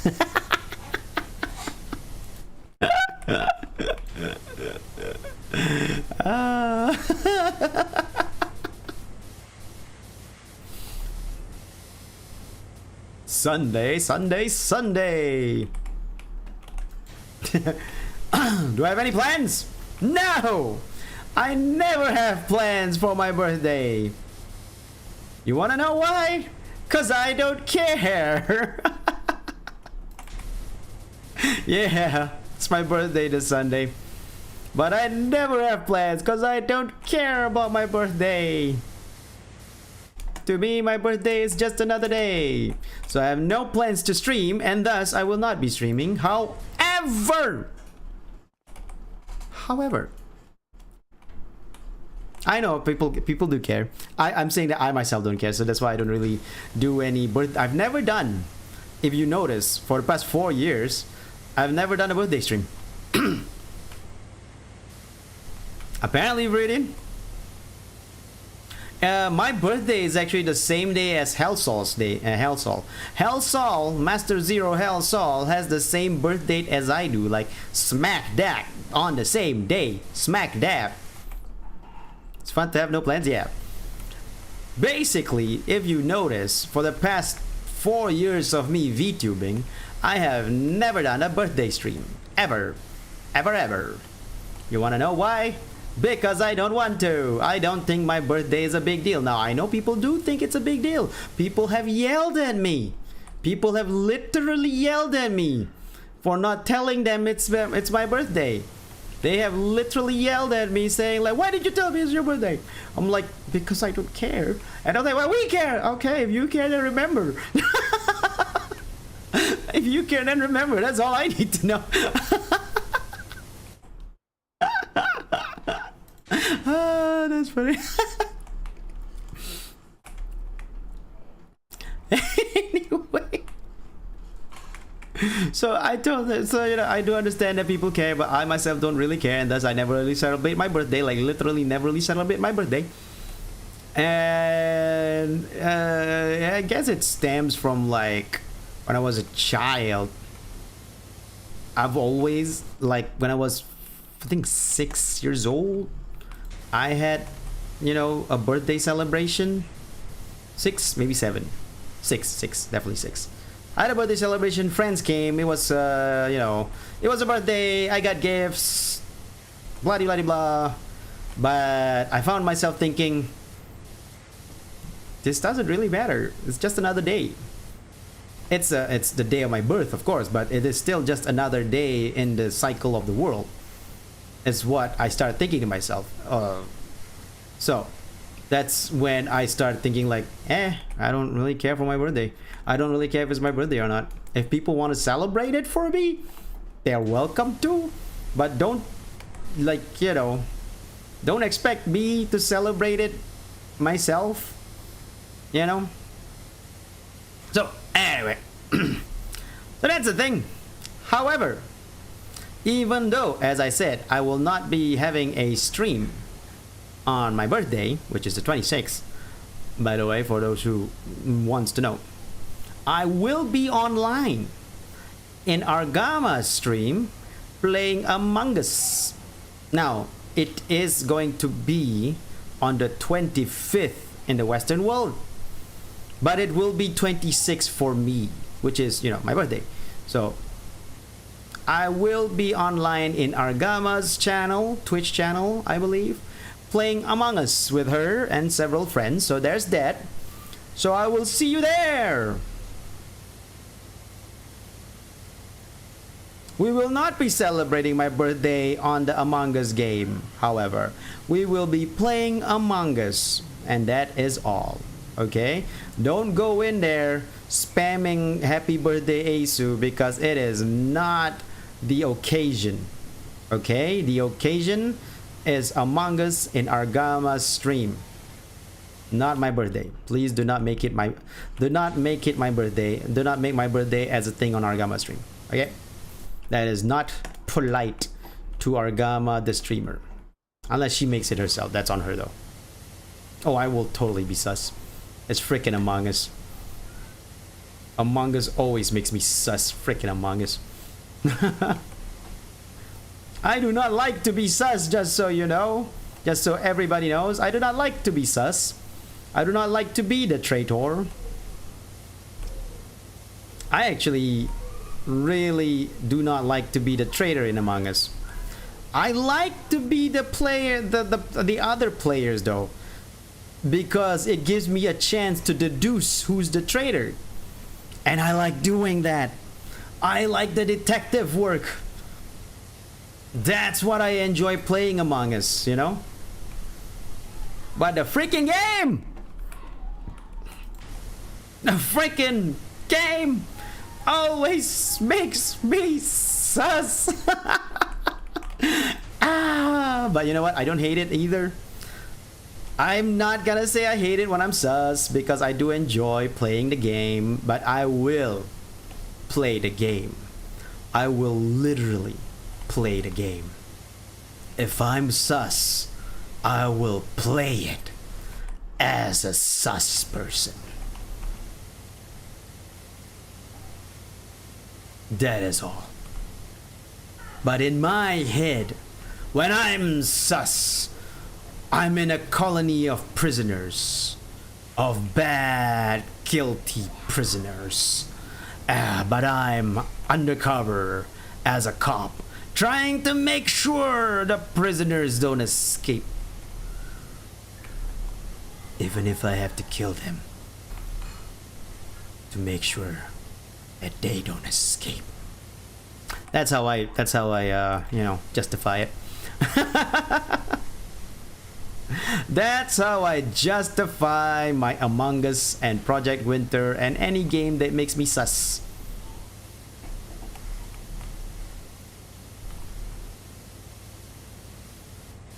So that I can still be on the side of justice.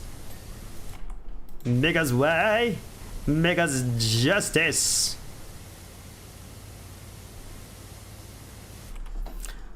Miss Croft, if you would just turn on the fountain, this will be washed automatically. No, it doesn't work that way. But can you turn on the fountain so that I will be in a cool state?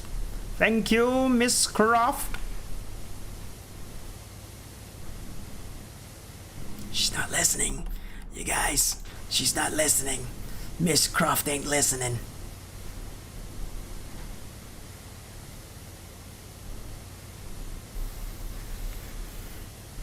Now that being said, no, I gotta let's have a little flashback, okay?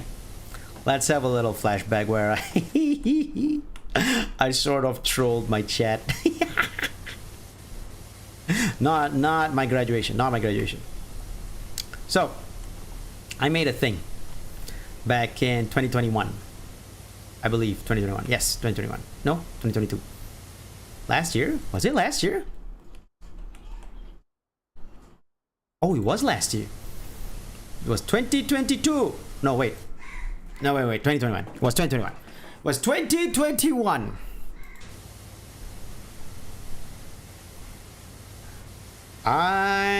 On the 25th of March, I made a 12-hour drawathon stream where I, do drawings for 12 hours.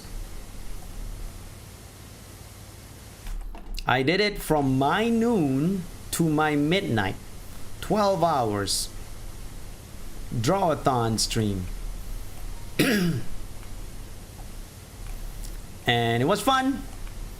Iron Mouse actually shouted me out on her stream and a bunch of people came in. That was shocking. It was a drawathon stream. I was drawing a lot of drawings. We managed to draw 24 drawings on that day because it was half an hour per drawing. It was fun. But I literally said at the end of it, it was not recorded because it was off the 12-hour mark. I said at the end of it, well guys, that's the end of the 12 hours drawathon stream. I hope you guys I put it on, I played it as if it's a play because I got my 1,000 subscribers on that month, early that month. So I played it off as, guys, this is my 1,000 subscribers celebration. Thank you so much for coming, blah, blah, blah. And then at the end of it, I said, I will not be streaming tomorrow, even though it's my birthday. And I will be, because I am tired today and I want to sleep the whole day. I'll see you around, bye-bye. And then I turned off the stream. I think like 21 people saw that ending or something. I forgot. I literally used the 12-hour stream to make it so that I don't stream on my birthday. That is how much I've never used my birthday as a celebration. Literally made a 12-hour stream beforehand so that I don't have to stream on my actual birthday.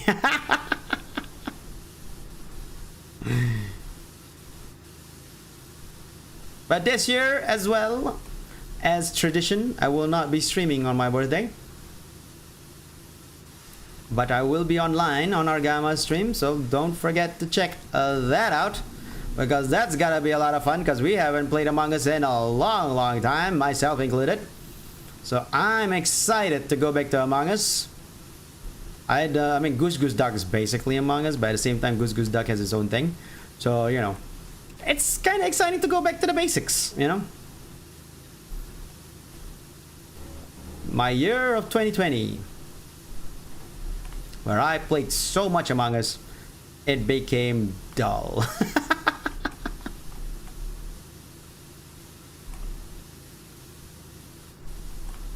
Oh man, some guys, I remember when I was playing Among Us on one of my streams, right? And then a viewer who insists on chatting to me was like saying that you should open a lobby for chatters to come in too. And I'm like, I'm with friends right now, so I can't really, I'm playing this with friends. We're collabing right now, so I'm not gonna open up the lobby for viewers to come in. That's not the way it works. But, and then I said that maybe in the future I'll open up the lobby for chatters to come in, but don't you know, wait up for it, because most probably will not happen, I said. Then the viewer keep on coming in the future when I play Minecraft and all that, going like, why don't you play Among Us? Play Among Us with us. Playing Among Us. I was like, oh god, this kid. this kid.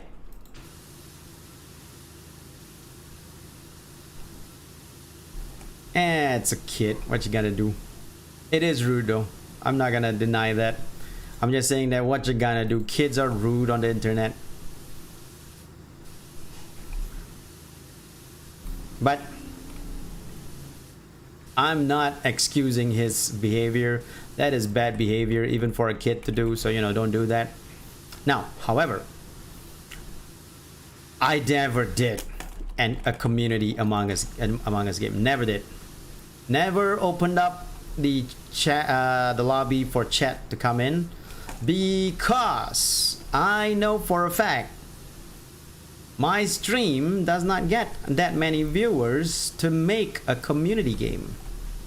I do not have a particularly heavy amount of viewers in my streams, so community games doesn't really work for it. I know this because I've tried to make community games with Drawful and Mario Kart and stuff, and it didn't work. I think I made a Mario Kart community game one time. Only 3 people came in. One of them was Funk, of course.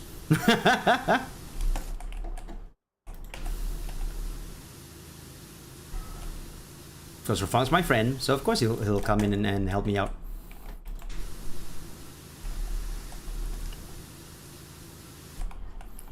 Feel bad, there it goes, because I tend to miss your it's no problem. Don't feel bad about that. That is not a big deal. But this the whole community stream thing was back in 2019 was when I opened up Drawful. No, Drawful was 2020. 2019 was Mario Kart, and I was getting a good like 13 to 17 viewers per stream at that time, which is not bad. And I thought to myself, you know what, this many viewers, maybe I'll get 6 or 7 people to join me on my community stream. And so I opened up Mario Kart and stuff, but then only 3 people came in.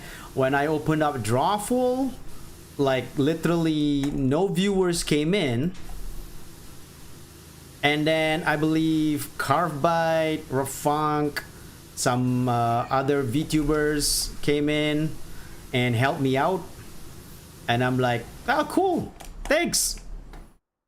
But it was definitely like them just coming in to help me out kind of thing, not really the community joining in. So that taught me that I can't do a community game until I have like a big community, you know? That's what it taught me. Like, until I have a big community, I can't do a community game. Community games tend to have, because you know, when you have like maybe 12 viewers, it's not 100% those viewers are there. They might be lurkers, which is fine. I'm good with lurkers. Lurkers are fine. I lurk too. I lurk in streams as well. If I'm active in your stream, that's a rare moment.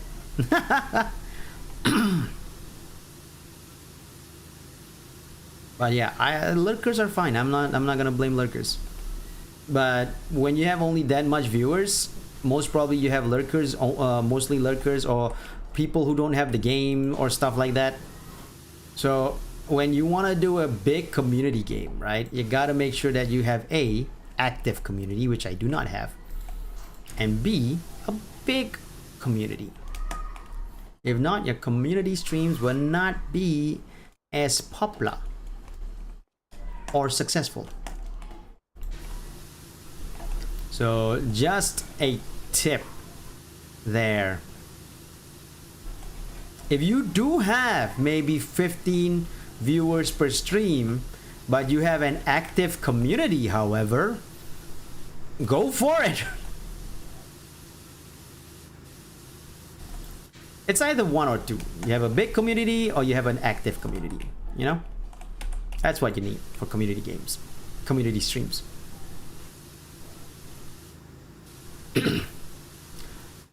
Oh boy, this house, man. The thing is, I have this freaking statue to do, right? But it's not just the statue left.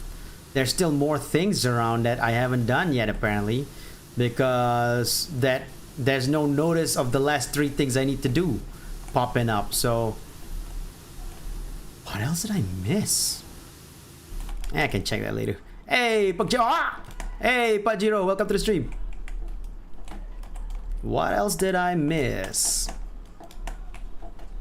Oh yeah, I forgot to mention this to everyone. I am a PNG tuber today because I'm too lazy to turn on my tracking device, my iPhone, to put up and set up my iPhone. So I am just a PNG tuber today because of that. Okay. Okay.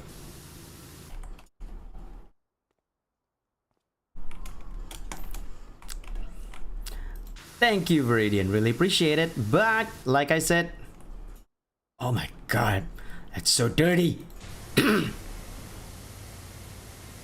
I probably will not be doing one until I am big and famous.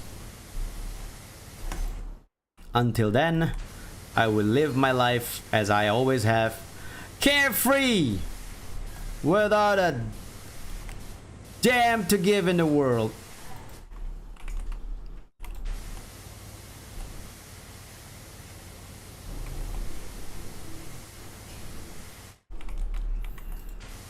I am so carefree, I will judo chop a butler.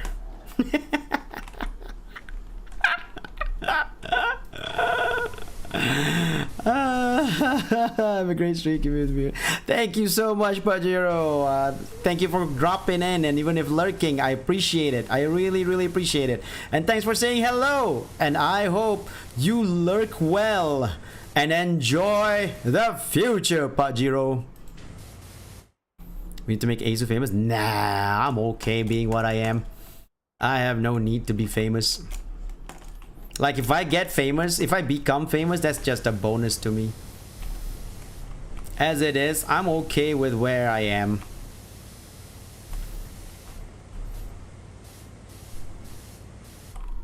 There's no need for me to be famous. Being famous to me is a bonus if I ever achieve it. Is it a need? No, it is not. If I get it, yay. If I don't, I live. Yes. Okay. 98%. Still so much to clean, but where? I mean, look at this. In one glance, you look at this, you're like, hey, you're done. That's such a nice looking house you got there. What? It's so freaking clean. It's spotless. But then it's 98%. So what else is there? Corbel tables. There's tables to clean.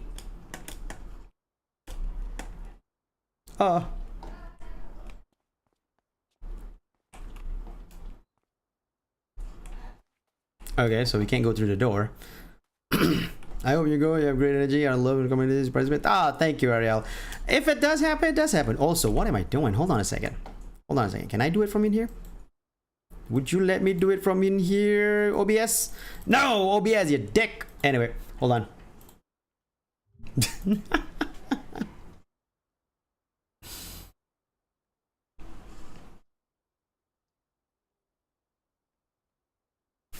I am very, very testy when I'm hot, apparently.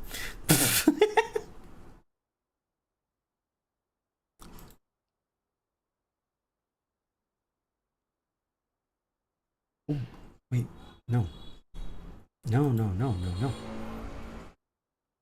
Not managing. What the heck? Can I make like normal wait, what? Hold on. Managing? No.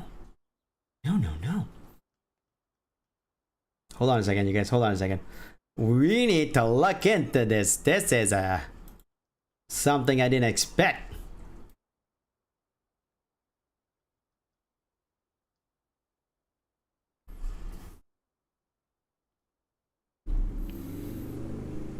There's like, I know there's the moderators and there's managing moderators. But apparently I can't just use the chat to put in normal moderators anymore. Since when?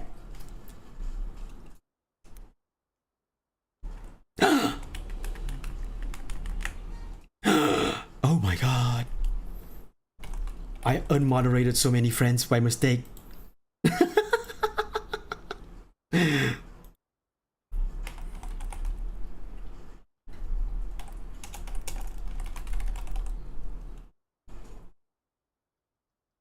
Oh my god. Is there any else that I unmoderated by mistake? I know I unmoderated 2-person there. Is there a 3rd person? Yuika is not moderated. What the heck? I'm trying to moderate Viridian, by the way, but it's just not popping up as Viridian.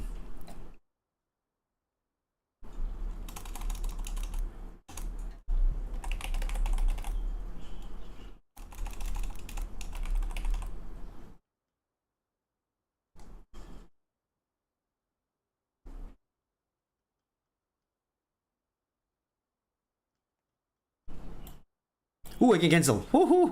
Discard all changes. Thank God. That way that people like deleted by mistake is no longer deleted. Oh, Ari James pending. Rinchan. Oh my God. Argama. Oh my God. I deleted so many people by mistake. Oh, shit.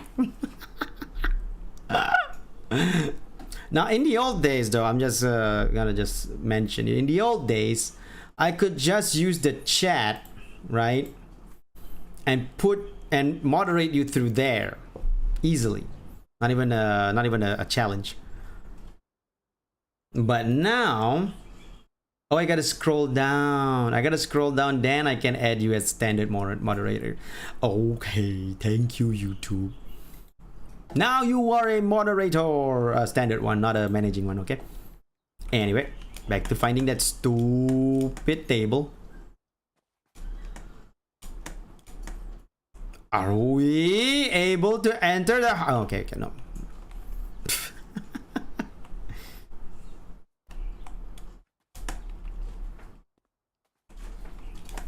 Oh, hey, look at this. Look at this dirty side here.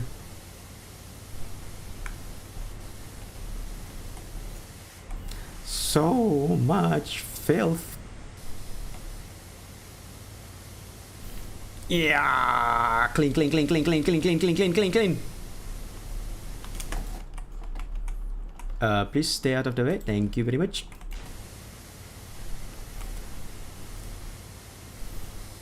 So, I've been studying Creole accent because I want to get back to my Creole self for my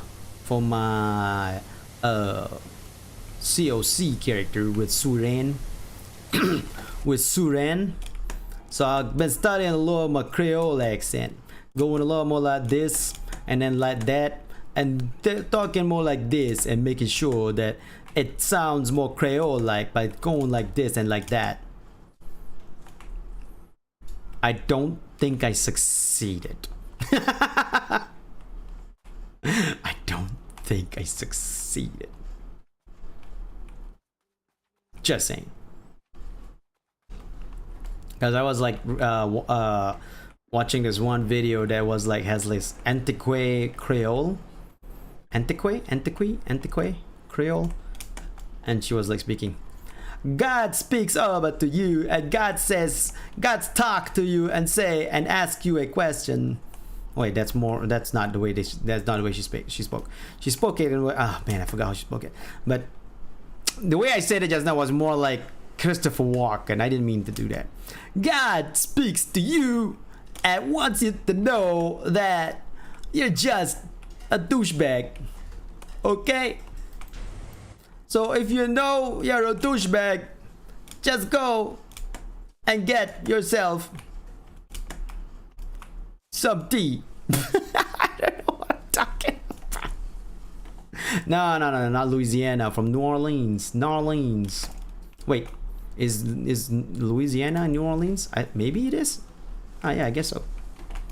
Louisiana, New Orleans? No, New Orleans, Louisiana? No, wait. I don't know where Louisiana is in. Fountain top? Fountain outer walls, gable decoration. New Orleans is in Louisiana? Okay, then Louisiana it is. Anyway, yeah, I've been, because my character in Call of Cthulhu is from New Orleans, so I want to make him speak. I want to make him speak a bit like Gambit from the 90s X-Men series.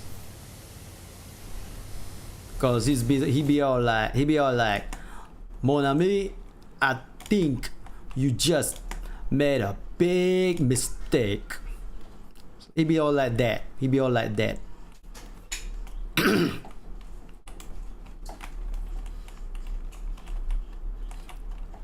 That's why I want to be all like that. But I want to also like keep like a little bit of a more younger sounding voice than this. I don't want my voice to be sounding like this, because this is the easy way. If I want to go on New Orleans about it, if I do my voice like this, it'll be easier for me, because it just rolls off better. But I wanted to do more like New Orleans like this, just like this. It's what I wanted to do. Oh wait, that's more in Brooklyn again. I keep on going Brooklyn. Gable turrets. What the hell is a gable turret?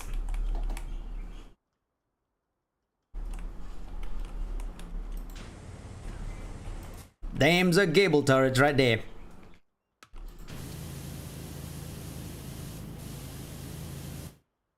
Got that Brooklyn rage.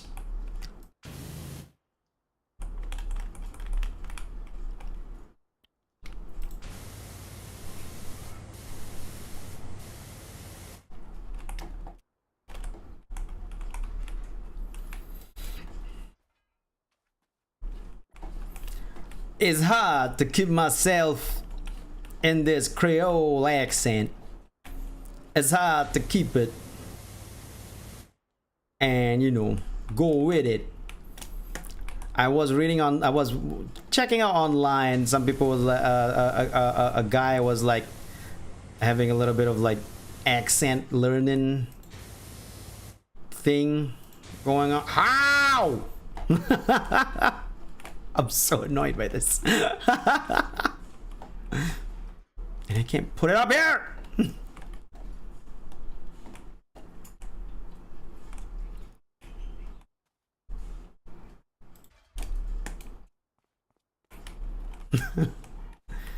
He was like saying that all the th, like the, that, those will be with a d, like the, that, those. And I'm like, oh yeah, I get that. And that's all I could do. And so like, what's a caramel table? I've done 7 of 9.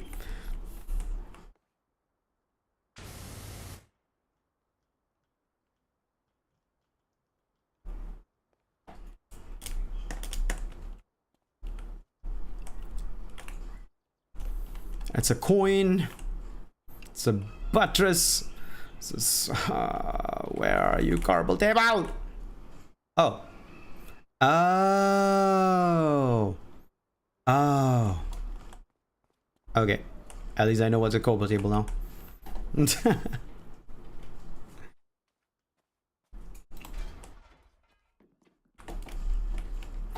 At least I know what a Carble table is now.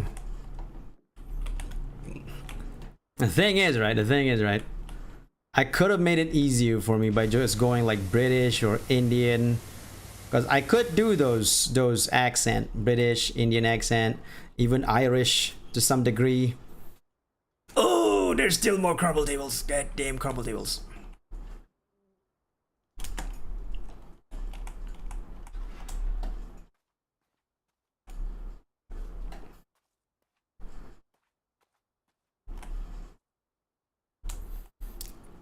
Because I could just do an accent that I'm familiar with or I've done before in the past. But no, I wanted it to be different. I chose New Orleans. I wanted to make a Creole accent. But, God, I'm so bad at it. I know how it speaks, I know how it goes, but I just can't get it done in the right state of mind. It's very hard. It's not something that I can just pick up and do. I try my best, but you know, it is what it is. Also, I can't see any of the what do you call it? Of the Carble tables actually highlighting. Ah, it's still in my hand.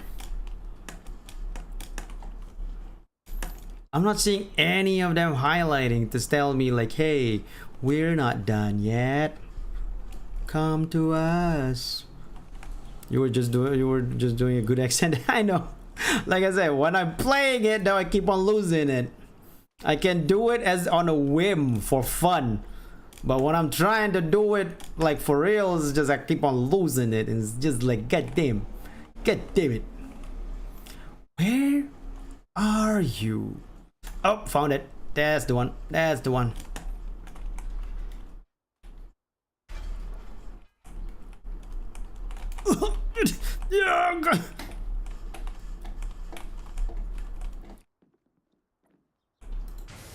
Wait, that's not the one.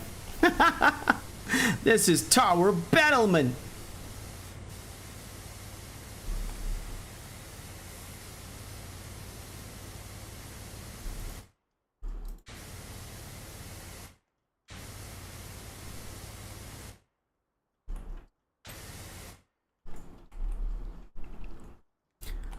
Oh, I see it. There it is. Hark. Speaks. Ah! French accent. Why do you want me to do a French accent?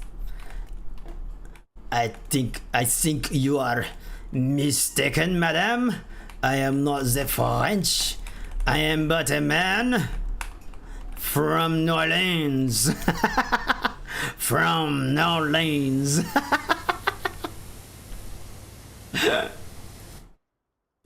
Creole. Yeah, I know. I know Creole. It's Creole, by the way. Creole. I know it's a divergence of the French. I know.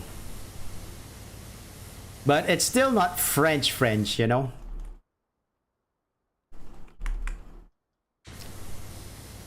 I can't do a French accent to make it into Creole. It don't work that way. It don't work much that way. It is fascinating.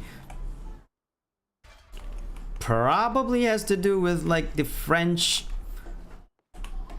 invading? No, I don't know. History. Pending's not here. Me and Penny were talking to each other months ago, and I had the idea of wanting to do a script reading of the 1983 Batman movie script by Tom Mankiewicz. One person came to mind. You? Really? Why? I don't know why you would think I would be perfect for the Batman role. I don't think I am anywhere near what I could bring for the Batman role. Why do I speak like frickin'? That's not Adam West. That's very Captain Kirk. I'm getting the wrong protagonist here.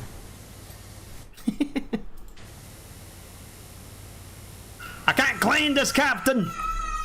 It's just not the power.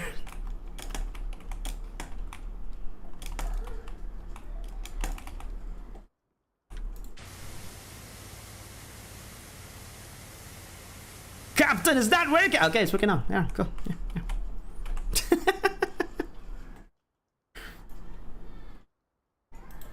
Gable decoration. Gable goubla. That's battlement decoration. That's the entrance decor. Oh, wait a minute.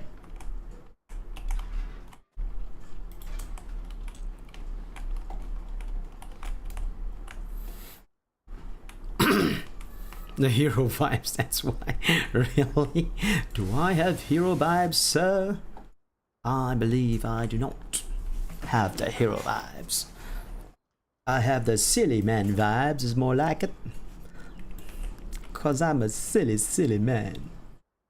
Where are you, Gable? Clark Gable!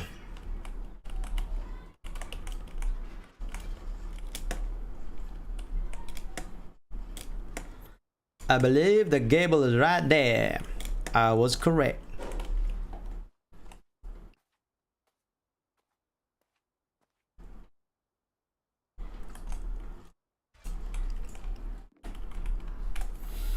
One of the queen and one of the roof spike mount is also not done yet. The queen. Question is which queen, because there's a lot of coins around here. I don't know how to pronounce that. How to pronounce that? Is that coin or queen? Queen? Queen? Queen? Like quinoa?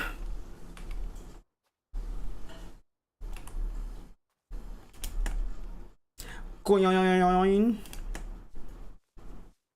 Speak to me. Tell me where you are, child. I will immediately clean you. Speak to me. Where are you? Oh, okay, there you are.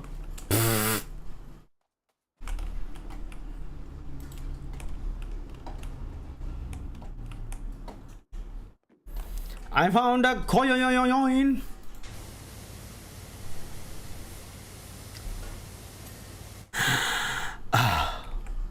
Roof spike mount.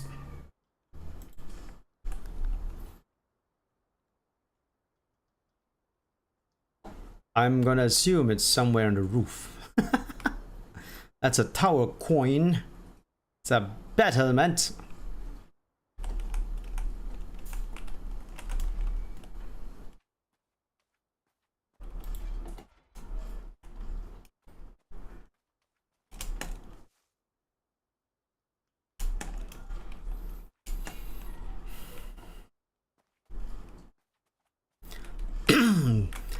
Speak to me. Tell me where you are. I shall clean you of filth, and you shall be better than ever. Where are you? Roof spike mount. Oh god, I keep on falling. Where are you? Is that you? All the way there?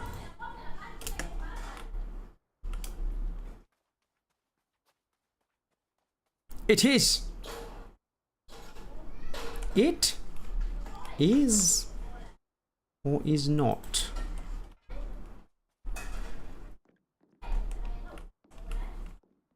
Ms. Croft, your roof spike mount is missing. Can't seem to get anything out of that.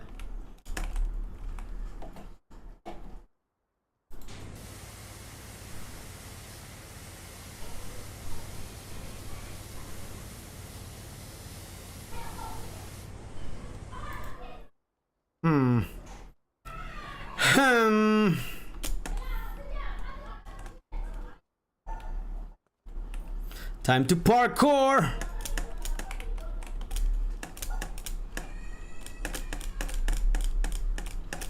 Is this logical? Of course not. Where are you, roof spike mount? Please, please talk to me. I'm so exhausted.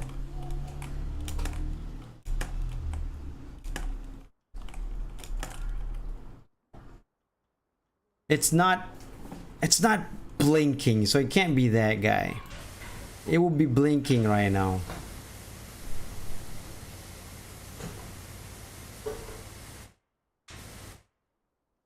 So it can't be that guy.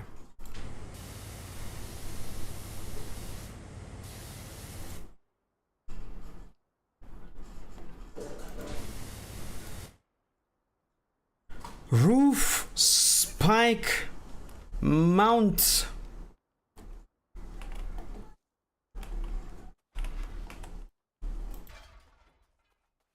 But where?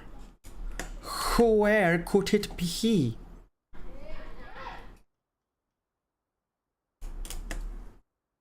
Where are you? Where am I? How am I?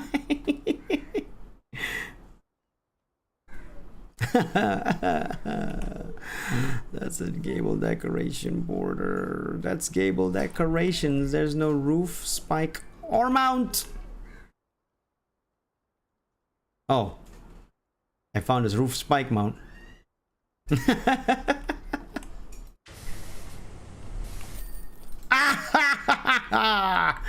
I got you. It's really hot here right now. You know how I say it was 33 Celsius? It is now 30. It was 32 Celsius. Now it's 33 Celsius. 33 Celsius? How much is that, Asu? Well, according to Google, 33 Celsius is 91.4. Well, no, that's not right. Hold on a second. Hold on a second. That can't be right.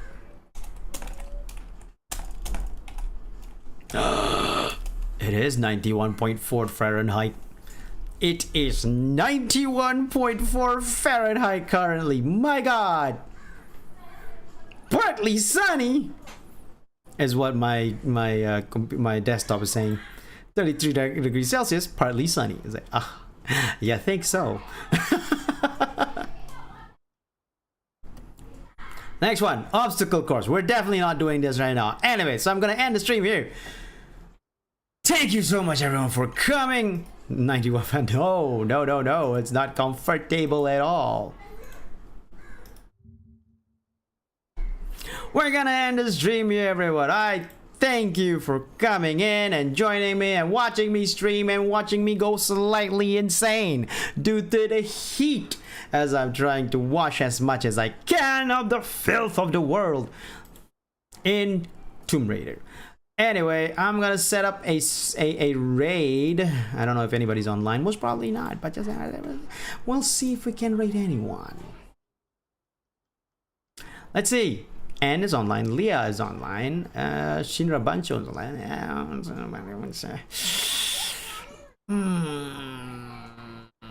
we're not gonna raid anyone then. I'll just end the stream here. Thank you so much everyone for coming. I hope you guys stay good, stay healthy. Don't forget to hydrate whenever you can. And of course, to always enjoy the future, citizens. I'll see you around. Otsu Justice. Bye, everyone.